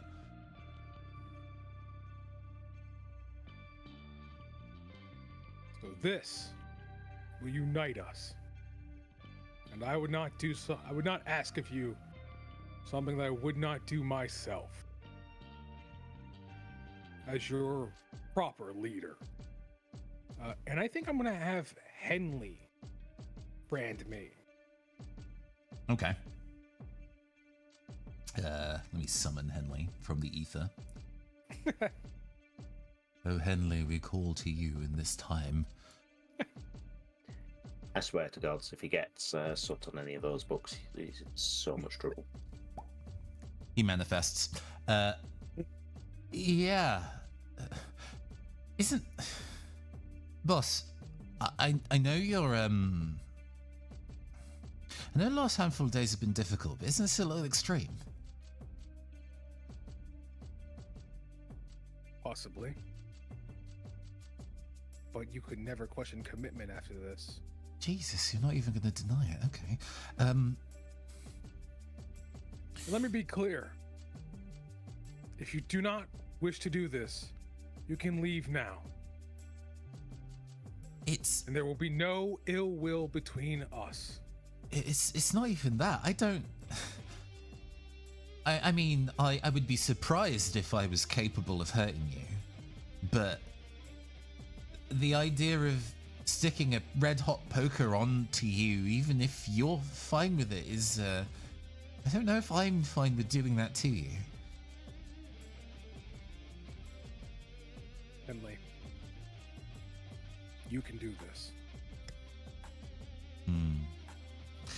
The mild pain that might come from it will be nothing in the long run. And the whole point of us training here, working here, is to build ourselves stronger. Okay. Rather than having you roll compel on his behalf, he is one of your bond contacts.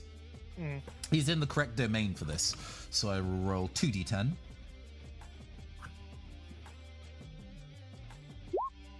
A 9. He does the thing. Okay. Dash, when you are marked by the set of runes that you've arranged in this method that you have predetermined, what does it feel like? So I'd like to actually maybe have a pause and a slight scene skip for a moment, just because I think it'll be an interesting one on point. Okay, interesting. Okay, we're going to hit pause on this. So where are we? What is occurring here? Dash's room. It's quite dark and candlelit. It's in the rafters of the Of the golden hour. golden hour, yes. And Dash is sort of sat cross-legged, with a blank tome in front of her, which has got, we'll go with 13 markings on them. Mm-hmm. And as this brand is, sort of see her, she probably reaches across and picks up a very well-worn and quite raggy witch's hat, which she'll place somewhat reverently on her head. And you'll just see a slightly lopsided smile, as it'll then cut to back to Bask. It doesn't burn. It almost feels like it's pulling something from your core to the surface without being fully tethered yet. Probably a very strange experience when it's the first tattoo. Mm-hmm. Do my other tattoos react in any way? A slight glimmer, maybe, but they were very much designed for another purpose, so possibly not. Henley. Okay. So go ahead. Well, I just say he will have directed Henley to do it like right over his heart, kind of thing, because he is a sentimental son of a bitch. And Henley meets eyes with you, and you stare into each other's eyes as he lays this mark upon your breast. Whether that is out of reverence for you or out of concern of not looking at this thing injuring you, but he measures your expression and the mild surprise of the fact that you do not feel a burn when this occurs. But the mark is something like a tattoo upon being removed. But it has a depth to it almost. Imperceptible, barely a millimeter. But there's an impression that is left. It's not just a color that has been added to your skin.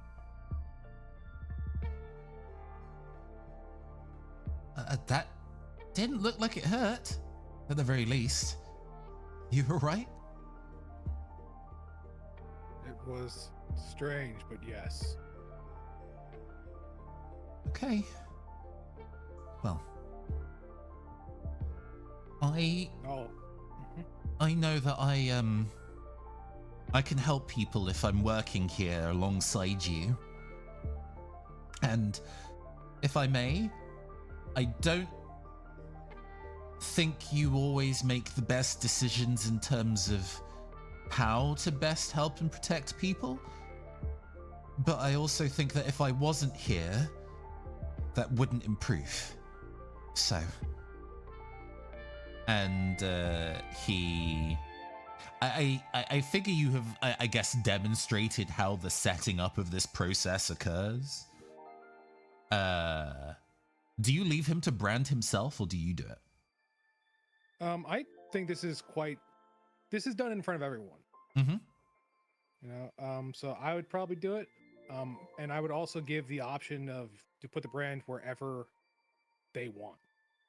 Mm-hmm. Like, I have it over my heart because, again, schmaltzy. And I think likewise, Henley bears his chest to you. Right? And without hesitation. It's not like he's not concerned, but he knows, like, all right, if you decide to do this, we're doing it. Mm-hmm. He will maintain the eye contact, though, for Henley's sake. Mm-hmm. And I think he would be disappointed if you looked away during the process, to be honest. I would love a compel... What domain is the Forge, in your opinion, Blacksmith? Ooh, I mean... I feel like crime, given what we do. Fair enough. I would love a compel crime roll from you, please, to convince the rest of your gang to participate. This will still occur with the majority, but I think the success rate here is to measure how many people decline. Okay. Any bonuses or negatives because of the events that happened with the smoke wolves?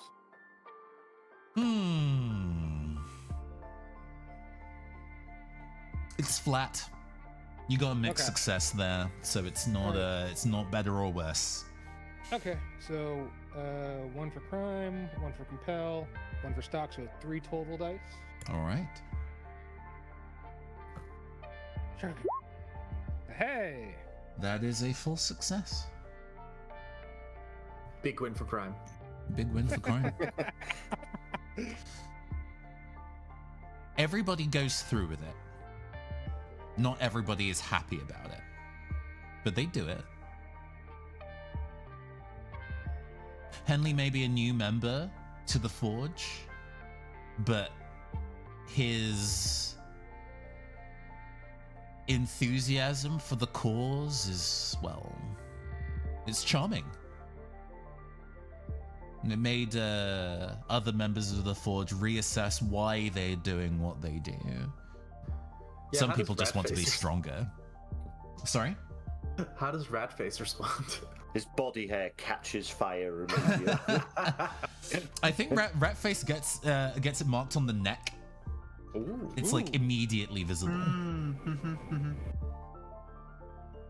Not quite face tattoo territory. I don't think anybody in the Forge is so tasteless. I was gonna say because he hasn't got any room left there. Yeah, it's there are two kinds of people with face tattoos: the people who have tattoos literally everywhere, and the people who again are making very poor stylistic decisions. But yes, he has one marked on the neck. I think Mr. Shoulders, Shouldered Bone, Jimmy Shoulderbone. Joseph Shoulderbones. Joseph Shoulderbones. Sorry, not Jimmy. How rude of me. What? Joseph Jimmy Shoulderbones. Favorite character? You know, they have a wiki page and everything. Contrary to name gets on the back of the hand. Oh. Where he shall henceforth be kissed upon greeting. But yeah, they all go through the process. Moving back very briefly, we hit pause. What's up? I was just going to see if we were flipped to back to the room again. Exactly that, yes. Yep, fine. Just literally as you said it, I'd pressed. It's all good, it's all good. So yes, we move back to Dash's room. So the page in the book now has a ring of these. I think it'd be 13 marks with Basque and the other 12. They all look the same but slightly different. There's no hierarchy. They're all on the same level.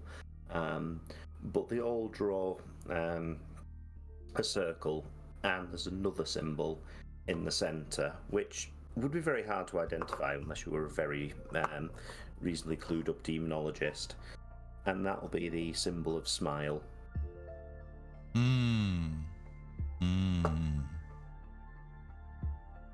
With a line from each drawn to it and connecting all of the points. And Dash will close the tome and apply a lock to it before putting it back on the shelves. It seems that even when you leave Smile the Widest, that's not necessarily always a permanent thing. Okay. So, that was a delightful afternoon of brotherly bonding. Only mildly homoerotic. Guys being dudes. What could be better than this? What is better than this is the excitement when you know that you are getting something delivered in the mail. A shiny new toy. And we move later in the day back to the golden hour.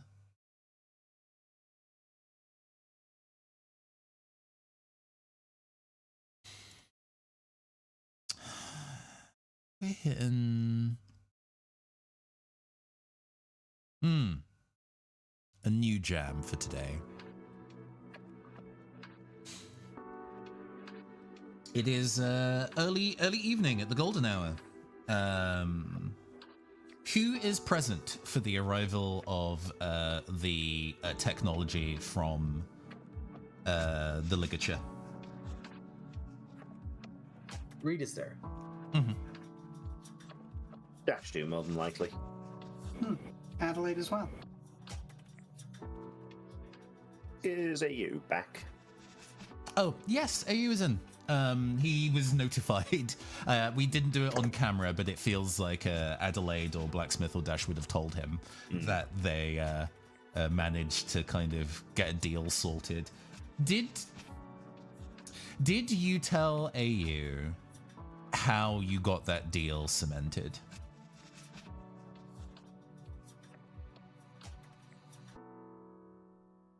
Magic That feels.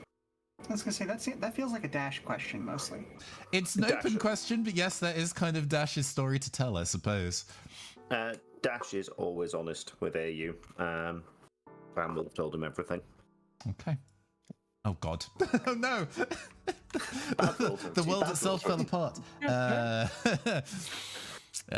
was Purgasnacht interfering. Yes. Okay, cool. Yeah. Well, I appreciate you letting me know. I guess if it needed to be done, and well, we were getting pretty desperate about needing an out.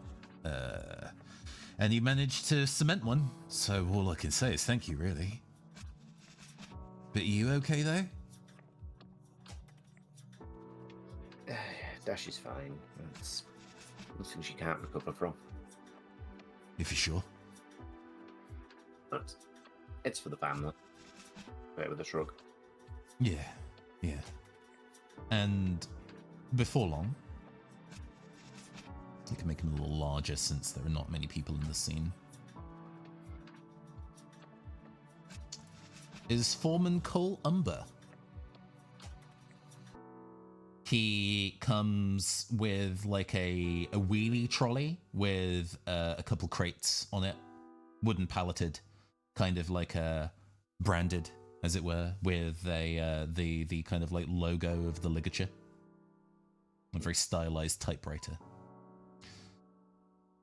Who has a very similar voice to AU, so I'm going to have to do my best. Or maybe just change his voice a little bit. That's fine.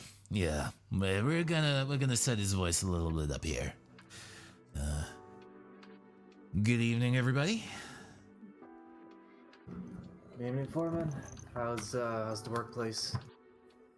Well, he looks at the three of you, Blacksmith, Dash, and Adelaide. We're down another employee. Kidding me. Yeah. Any leads? I was notified by the Bluecoats that apparently he had committed a crime of some kind, had been taken in for questioning, which is not ideal considering I don't think he thinks words carefully. The employment agency we worked with would give us somebody with a criminal history like that, but I guess you can't tell. Even the mildest people can be surprising. Well, and just because somebody's got a criminal background doesn't necessarily mean they're a bad person. Plenty of laws that don't exactly reflect that. So hopefully it'll get cleared up. No, I get you. I just not really in the position to be taking on the risk right now. We're kind of low. We were low on staff before, so. But hopefully, even though that guy didn't work out, our recruitment will give us some new bodies to work with. But for the time being, you lucky devil. Again, kind of making eyes with Adelaide and Dash. the deal we arranged. The prototype build of the electrogram for you to have a demo with and demonstrate for people who visit your fabulous venue. Well, thank you kindly. We'll make sure to put it to good use and give you a good name. Good reviews, too. Smile always appreciates the patronage. He looks coldly at you. Yeah, I'm sure you do. All right. I would take the time to directly explain, but it's getting late, and there is instructional paperwork inside the crate, so if you'll all have a good evening. He tips his cap and walks away. Amiable, businesslike. An undeniable tension there, Reed. Really? I suppose it's up to you as to whether you were currently in the room when Dash explained how the deal was struck, but to remind those at home, Dash used magic to convince him to assist, to which he was clearly conscious of being magically manipulated. I think Reed leans in, having learned this information, to Dash and goes, "Nothing against a little bit of magic. Just gotta make sure they never find out, or if they do, that is someone else." Dash understands your concerns on this, Reed. It's not magic that Dash particularly enjoys using. Oh. Given I assumed I was less interested in the deal and more in getting to Ben Whitworth at the time. You're saying that the idol is not interested in this kind of magic. That's funny. But I digress. Let's see what's in the package. Mm-hmm. There is a mild echo in the back of your head, Dash. You will stop using this magic when I say you can stop. And that's not going to be for millennia, baby.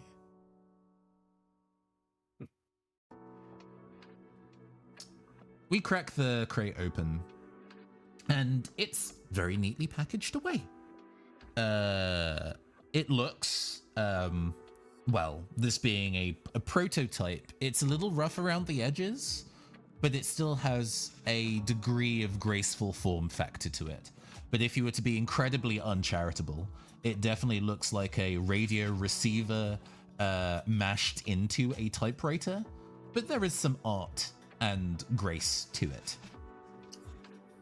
Sort of in this like fake level of historical technology, this would look alien and impressive to anyone. Yes, this technology is very new. So, how does it work? What is it anyway?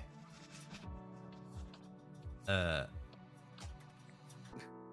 to put this? I mean, like you at least Adelaide and Dash know it is a thing that can receive electrovox waves and transcribe it into text.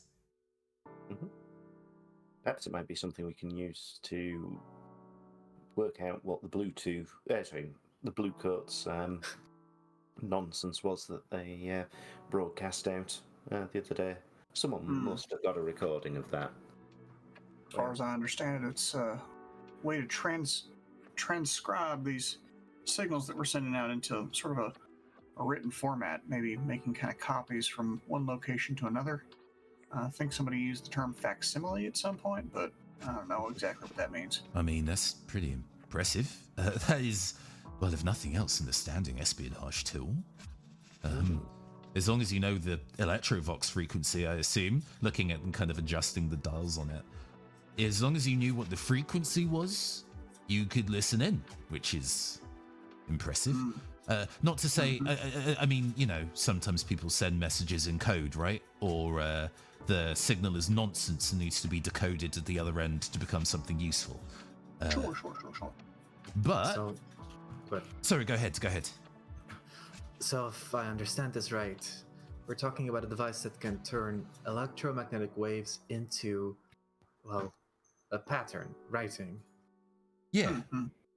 Huh. That's incredible.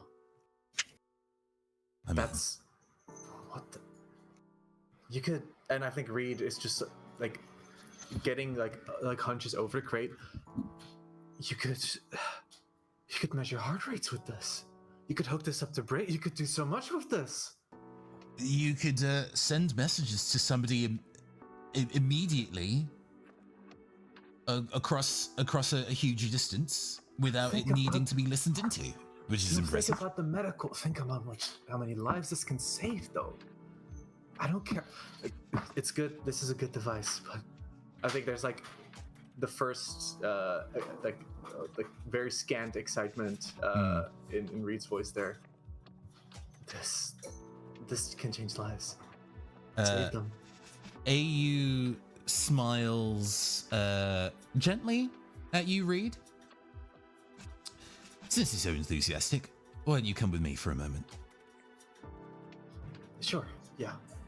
And he turns on the electrogram and takes Reed upstairs to the broadcasting booth for the Golden Hour. Mm-hmm. And what do we have behind you?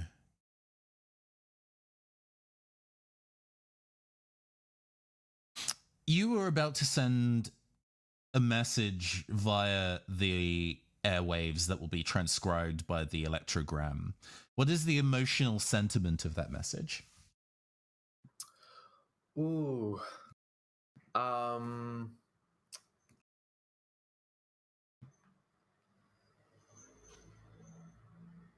Pleading. Okay. If anyone can hear this. Sorry, give me a second. Let me. Sorry, it takes a second. I have to kind of set up all the bits and pieces and make sure you're broadcasting. Give me a sec. Yeah, I just trying to think of something to send. It Yeah. seems monumental. It seems important somehow. It's all right. Take your time. I think I'd like to be needed. Well, the mic's broadcasting. Say what you need to say. Hello, Duskfall. You may have seen me. I'm the person walking around with a mask of the sun and the moon. I might have stitched you up at one point, free of charge, and sent you to the Weeping Lady. I did that for a very long time, because I believed it was the thing to do. And I think there's a difference in helping people out of a duty and helping people out of your skill set. That's what you need to do. That's where your hands need to be. And I've found that as a street medic, but also as a Duskfall citizen, there's a lot of things, a lot of awful things we use our hands for, don't we? I guess what I want to say with this message only, take a look at your hands. See the lines running down them, across the palm and the back, how your knuckles collapse and unfold when you clench your fist for a strike or to hold a tourniquet in place. That's what you move this world with, heaven and earth, with all you have. You don't need anyone else's hands. You have your own.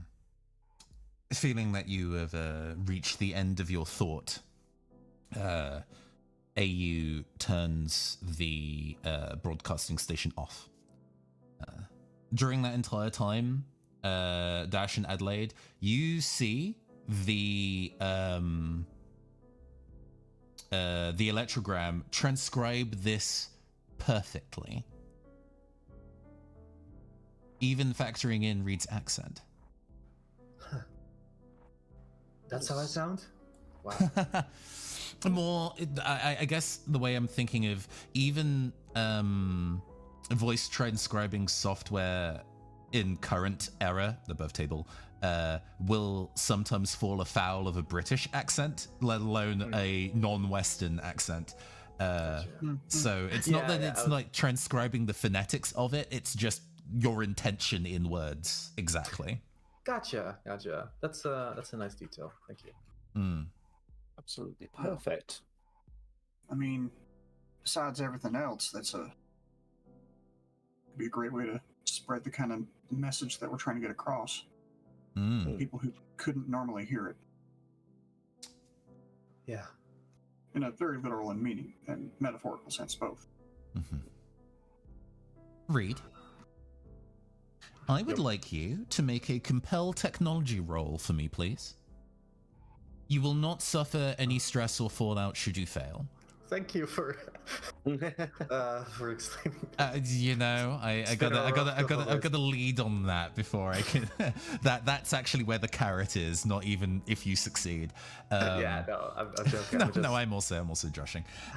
No, I would love you to make a compel technology roll. No punishment if you fail, but if you succeed, you may shift magic balance by 1. Ooh, as people listen to your message and feel differently about the world. Currently, just blank on both, so that's 1d10. Okay.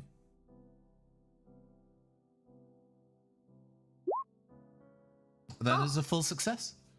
I just had to be genuine. How would you like to move the magic balance of Duskfall, if at all?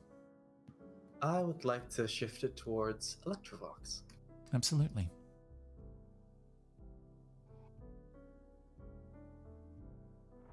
The magic balance has been updated. AU and Reed return back to the main seating area of the Golden Hour and look at the electrogram. And yeah, you read your message back. Wow. That's corny as hell. I'm sorry. No. Sometimes people need corny. I suppose so. I mean, yeah, go ahead. Adelaide. What did you do if you ever kind of stopped knowing what to do?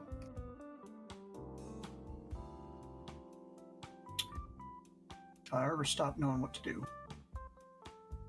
It's been a while since I've had to think about it. I suppose I reach out to the people around me. It's kind of how I ended up as a negotiator. First place was not knowing what to do with my life after a particularly bad accident and realizing that there were a lot of people around me who needed help preventing those kinds of accidents again in the future and in living better lives. So, yeah, I think that's my answer, reaching out to others. Gotcha. I feel that. Thank you. The electrogram, even though the Golden Hour radio station is no longer broadcasting, nobody has turned the electrogram off. And surprisingly enough, it starts whirring. And there is an odd sound that you can kind of hear. And it starts typing by itself.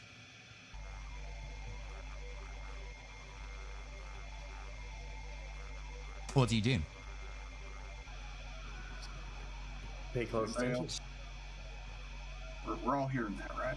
Oh, yeah. It's picking up something. It is a rapid slamming of keys, and it like is overlaying itself repeatedly, so it's just a long string of black. And then it's a rapid sequence of a whole bunch of letters, upper and lowercase, immediately next to each other, intertwining itself, and then eventually it settles into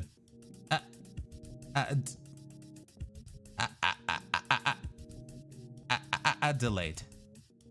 Adelaide Deepwell. Oh, Adelaide is pale as hell at this point. Be it. Dash's eyes snap to AU's and a sort of, this is your shit, not mine. What is this? Yeah, AU was positively crackling with electricity in surprise when the thing started moving on its own. And I think as it was doing that, he ran back upstairs to try and see if we were still broadcasting. And he comes, we're not broadcasting. I don't know what it's picking up at all. Looks at the text. It knows your name? You know about as much as I do at this point. Well, what else could this thing be picking up? I mean, the detective said my name a bunch earlier. Could this be related to that? Please, no. Please, no. Okay. After read, sir. Is there something to pick up on? Like, magically, maybe?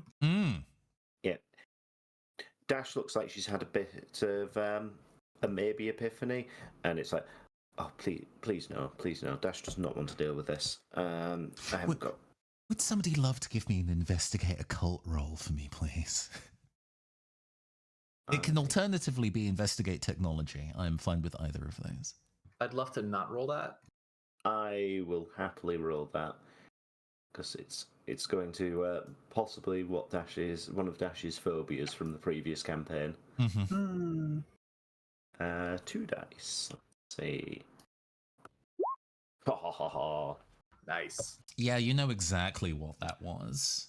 I thought I might. Well, why don't you tell us then, since you're so fucking smart? You're the GM now. You write the scenario. It's gone. Yeah, open up the doc. On it.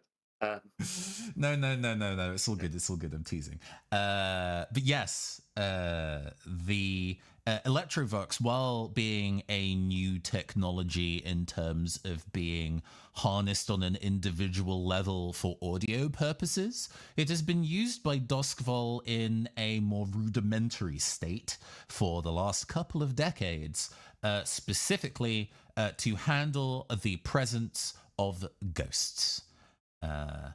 The nature of this city, and maybe even overseas, not that anyone here would know, I think you're all Doskvol natives, but the dead, well, their soul can linger behind for a time.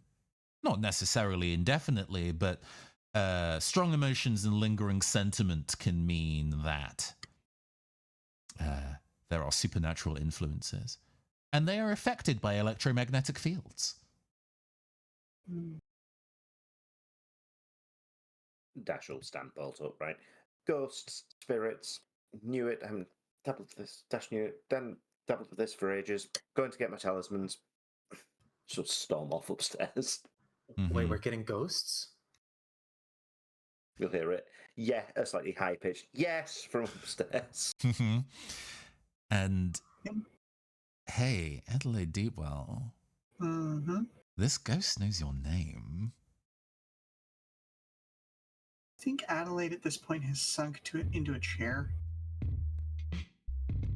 It looks like he's reliving something.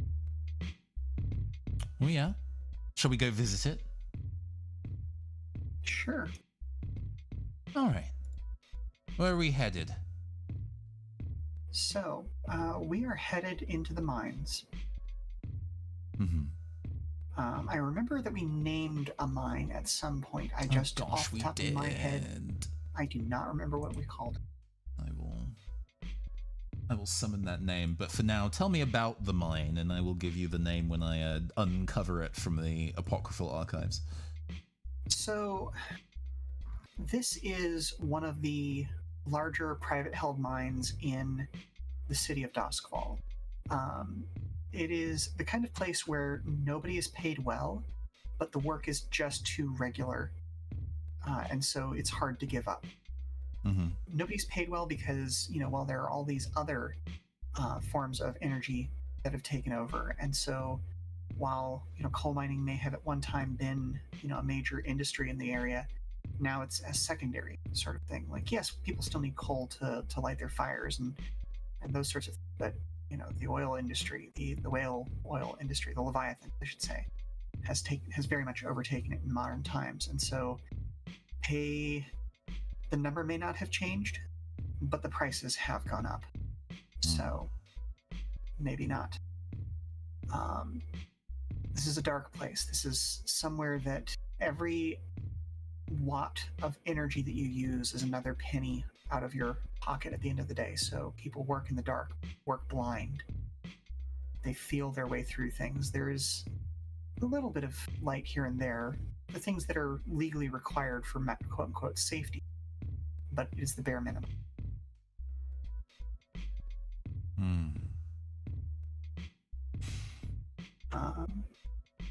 The dangerous space to work in, the Fleming Oakden mines. One of many, but that joint venture was so lucrative. They made so much money. And none of it rolled downhill. I think the main sounds we hear are obviously going to be the picking at rocks, the scrabbling and moving of crates and things along poorly oiled rail lines and things like that. There is just the lightest sound of, like, not a hiss, not the wind, but the movement of air in fabric ductwork up above.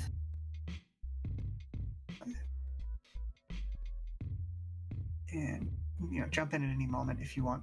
I do have an idea of where I think this is going. Sure. Are we going to see the moment they're in, or are we going to abstract it a bit? How would we like to do that? So, sure. Let's see the moment that they're in, and then abstract from there. Okay. Cool. After a point that I think will be fairly obvious.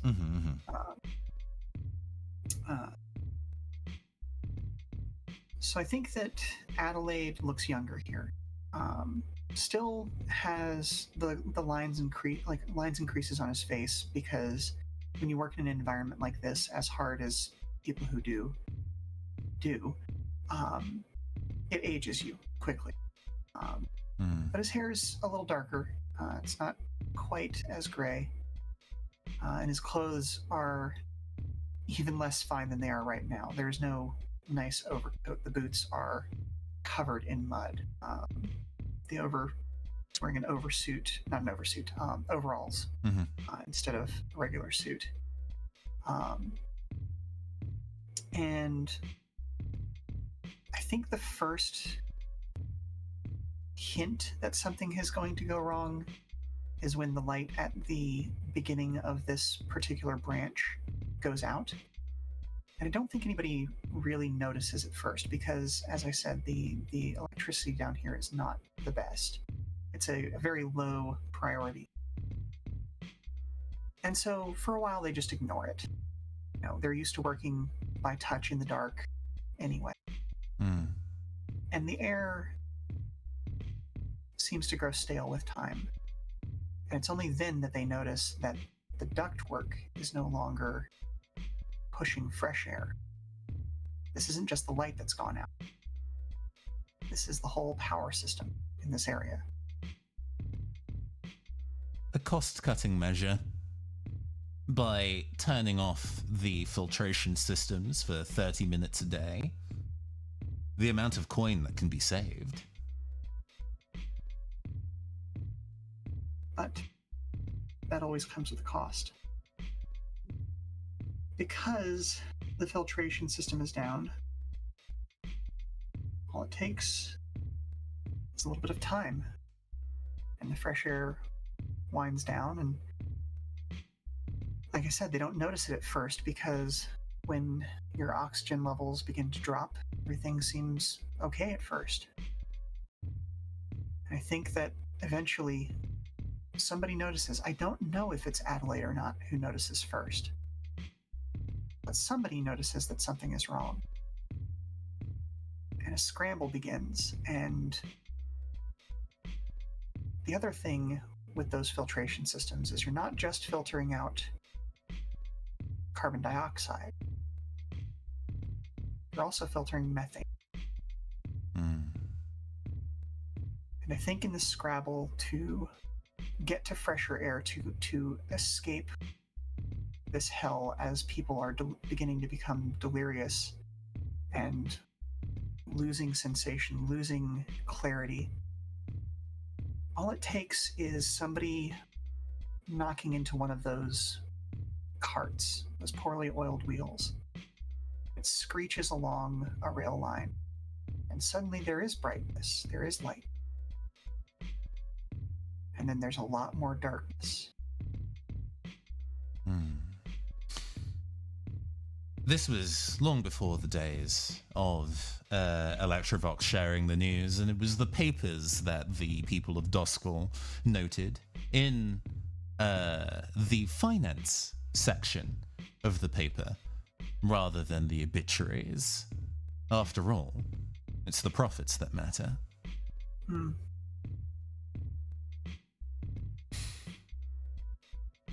Adelaide Deepwell, you realize that you have forgotten to breathe for the last 30 seconds or so? Rattles just...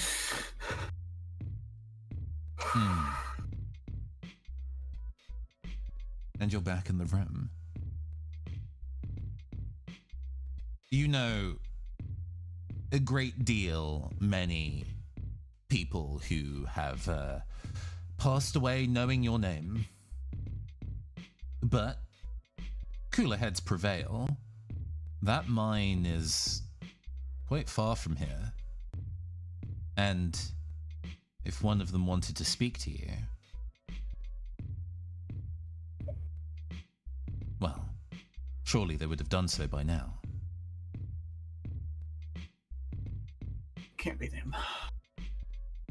They would have... How do we figure out who that is?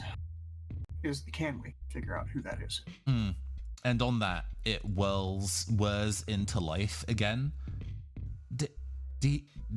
Well, are you there? Are you there? Well. Does this thing have this thing has a keyboard, because it was like basically just a retrofitted typewriter, yeah? It's your pick. I like the idea of both you typing messages in, or AU adjusts the frequency of it and his station upstairs and you talk to it that way. Either is fun to me. I enjoy both of those ideas.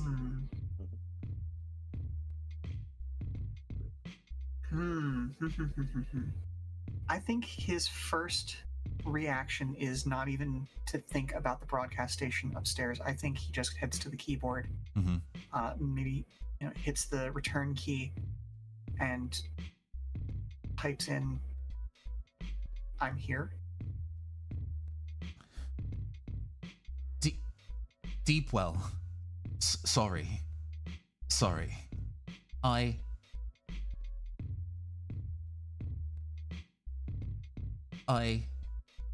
I died, sorry.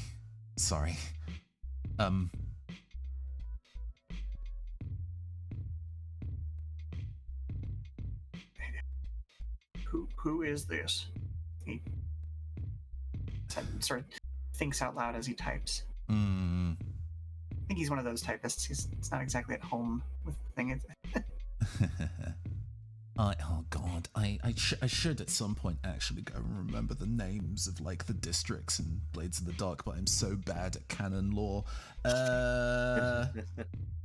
Oh, we have one. We're gonna go real fancy with it, even though I don't think Adelaide would have gone to such a fancy establishment.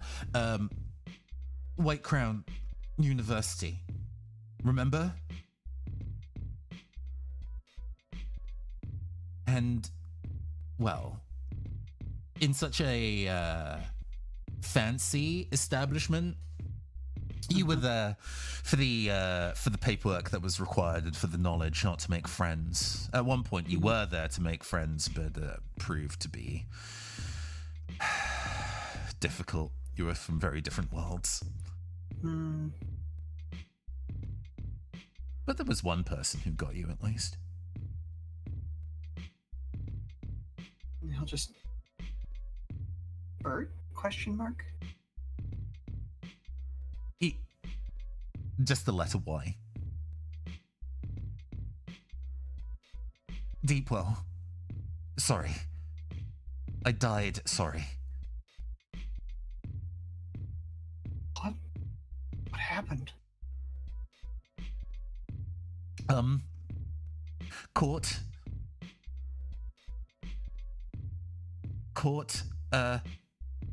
Court magic. Magic. Reformation? Reformation. The house. Reformation. Reed.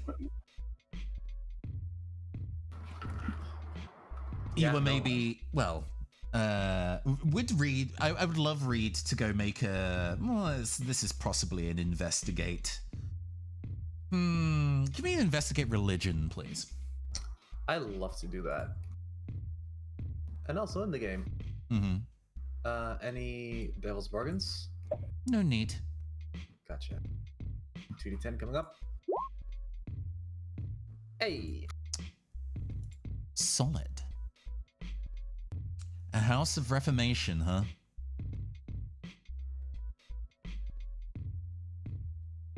Well, that sounds a lot like the bunker house to you. House of they're one and the same? After full success, you're pretty confident that that is what is implied here. Yeah, no, I chime in saying, like, they're probably talking about the bunker house. That's a place I know how to get into. Court. Magic reformed. I died. Sorry. Sorry. Stop apologizing. I'm sorry that I couldn't help.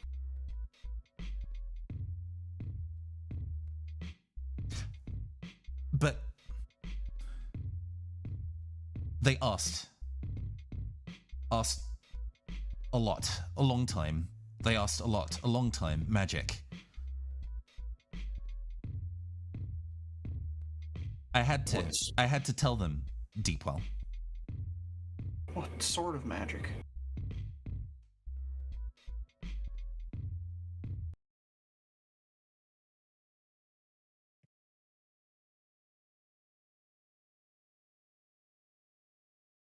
Ocean. Sorry.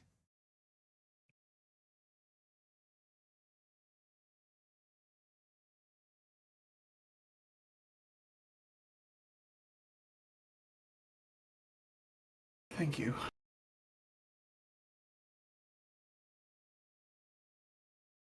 Just what did he tell them?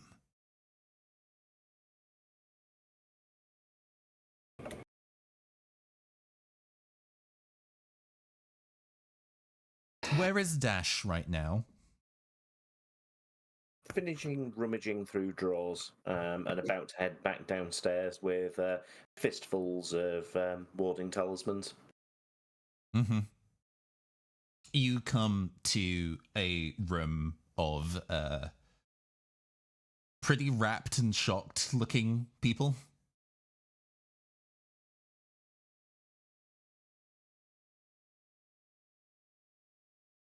Has the Electrovox setup stopped at this point? It is currently quiet. It's still on. Mm-hmm.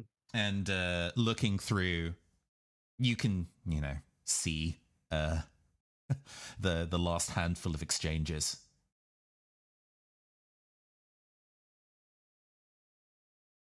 Above table. Mm-hmm. I'm trying to, I don't necessarily want to make people roll for this or what have you, but it's kind of like, what do we feel has been going on so far? Explain the circumstances to me. Let's see if we're lining up in terms of understanding. So, from above the table understanding, it sounds to me like they made him explain a way to use ocean magic as we encountered earlier. With the speaker system to have that calming effect. Yeah, some combination of the two, a blend of the two magics in a way that's new and possibly incredibly dangerous. Mm-hmm. Interesting. And we know that bunker house is somehow related. Mm-hmm.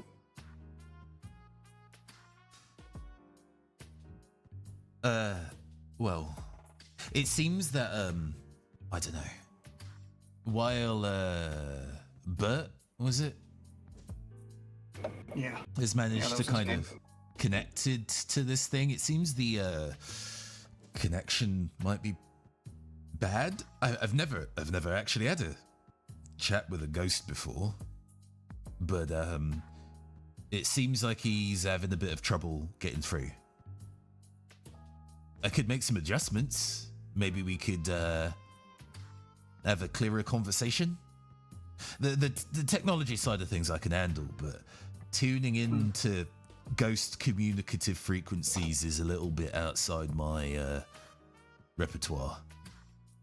But if we can get a better signal, then maybe we can have a smoother conversation.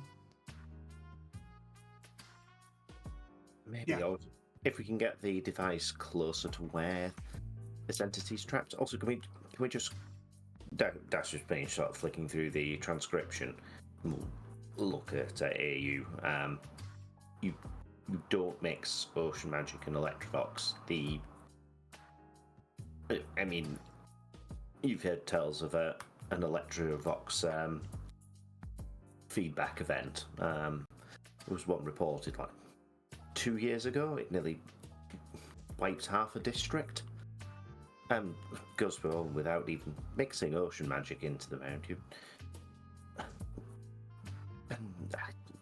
Dash ashes her temples. What to say?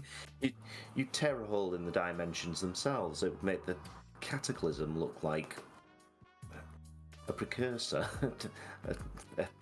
a theatre show.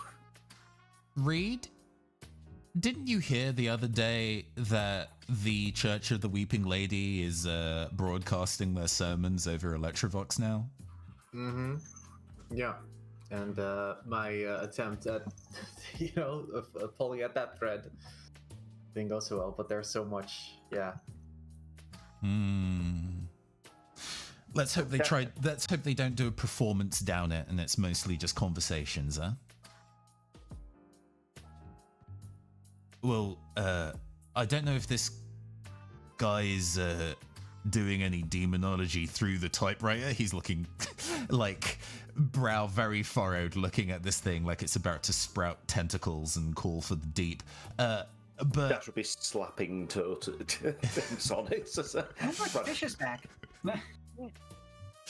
Yeah, okay, so maybe we can get this thing closer to the bunker house and see if we can get a cleaner message. I don't know about going on the premises with the thing. It looks conspicuous, but just clarify. Bunker house was the head. Was it the head of where the blue coats are, or is it something? It's it's the prison, isn't it? Yeah, basically. I'm happy to explain it, but if Ruben would like to, since you wrote that piece of lore, I'm happy to let you do so. Hold on. Sorry, what is being asked of me?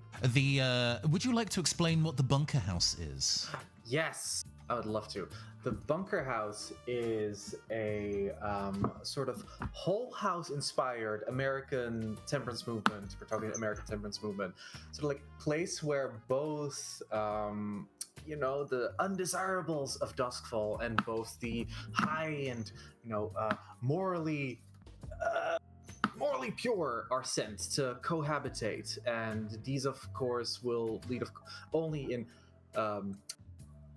revelation of these addicts, of the unhoused people, and totally does not create a power vertical where basically it's a prison by any other name. Mm-hmm. It's a prison, but the guards say hi to you in the coffee room. Which, well, Bert went to a very prestigious university. And they mentioned interrogation in that log? Yeah. I think Reed says, I know the man who runs Bunker House. I am over there weekly to have a good conversation about really what the Weeping Lady stands for nowadays. I think we're long overdue for another discussion. All right. Well, I kind of want to get to the bottom of this because, if nothing else, Adelaide, they came all this way just to speak to you. So, clearly they trust in you a great deal. And to be honest with you, if this is the thing that can happen with this technology, I really don't want people to be getting messages from their loved ones beyond the grave. Well, they just want to receive like the mail or like a transcript of their local news program. So I guess you should probably go look into it if you want. Yeah, we should. I was just thinking about him earlier, actually. When we talked about what our next moves were, I was thinking maybe we should go talk to him. So yeah. let's go talk to him. Yeah. Dash is going to pipe up, having probably been quietly seething for a few moments while the conversation was going on, and she'll sort of look at everyone in the room and say, probably the first time all campaign, she actually looked absolutely angry, on the borderline of furious. It's everything that's going wrong with the city at the moment. It's idiots playing with magic that they have no clue of the scope and damage that they can do with it. The years of study, the practice, the fact that the slightest mistake can cause so much damage. It's just... Oh, it just makes me so angry. Fucking spirit ones were right. And the electrogram types one last time in response to Dash vocalizing her frustration. And that's why they'll remove Ocean. Reformation, remove Ocean. I died. Sorry.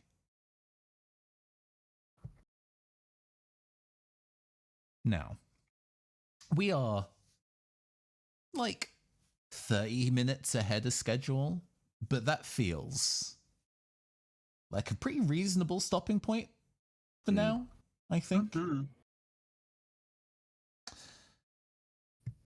All right. I feel like we've accomplished a lot this session. Yeah, good shit, everybody. Good Yeah. shit, everybody. All right, let's get That some was a good one. gems. Let's get some gems. There has been session 4 of Escape to the Void Sea. We'll, as usual, do our comments and kudos because you love to see it. We got a lot of really good fucking monologues this episode, yeah? Yeah. I really enjoyed Reed's radio broadcast. We got like the glimpse and scene setting for Adelaide's history coming more to the forefront here. Yeah. Real fucking good. I'm enjoying them. They're all so fucking sad. Well, you gotta have some drama. Oh, no, I mean, this campaign is entirely about being in your feelings and then also doing crime. So, yeah, no, good shit. I loved it. I loved it a lot. On that note, I've loved the interactions between Bosk and Henley. Like, that was such a beautiful and deepening moment for them, I feel. Henley cares a lot about Bask.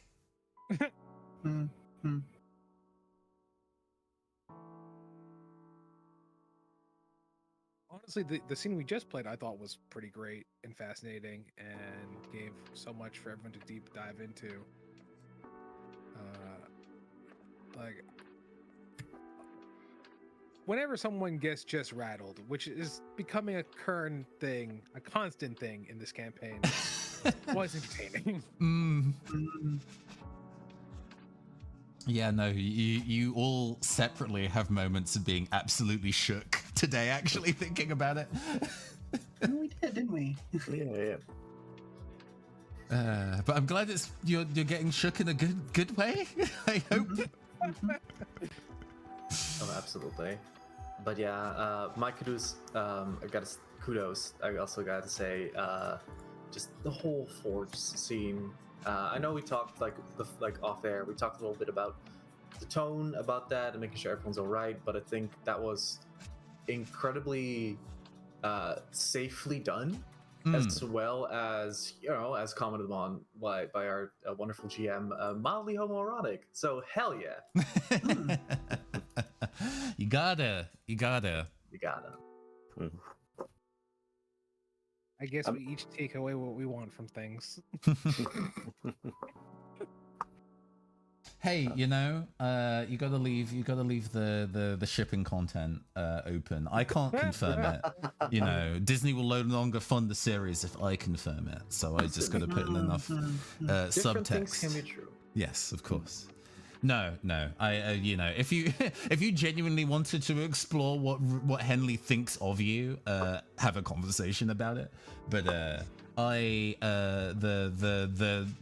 idea of trust and community among things and being willing to the fact that he doesn't think that you're perfect at this by any stretch of the imagination, but specifically wants to be there to help you make sure it's doing what needs to be done, I think is important in the kind of community action context. So,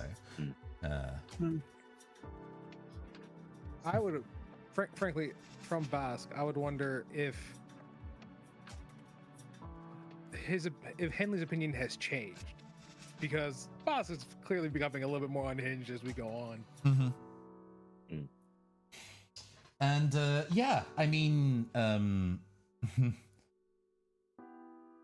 the Bond role that we had him do in that scene, it succeeded. So there was no fallout on the other side of that, right? But if there had been fallout, then potentially there could have been some complications there. Speaking of, actually, yeah, I was just thinking that. we need to do a Fallout roll for Walpurgisnacht, which is important. Okay. Yes. Okay. So there are two stages to this.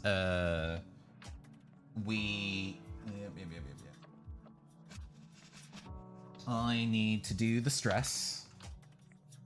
it occurs to me I've been underusing him for the first couple of sessions, but that seemed a great moment to and then do the change the play a fallout. bit. Just making sure that I had all my bits and pieces correct. You asked him to change a big thing. Yeah, so we're going to be rolling 1d6 here.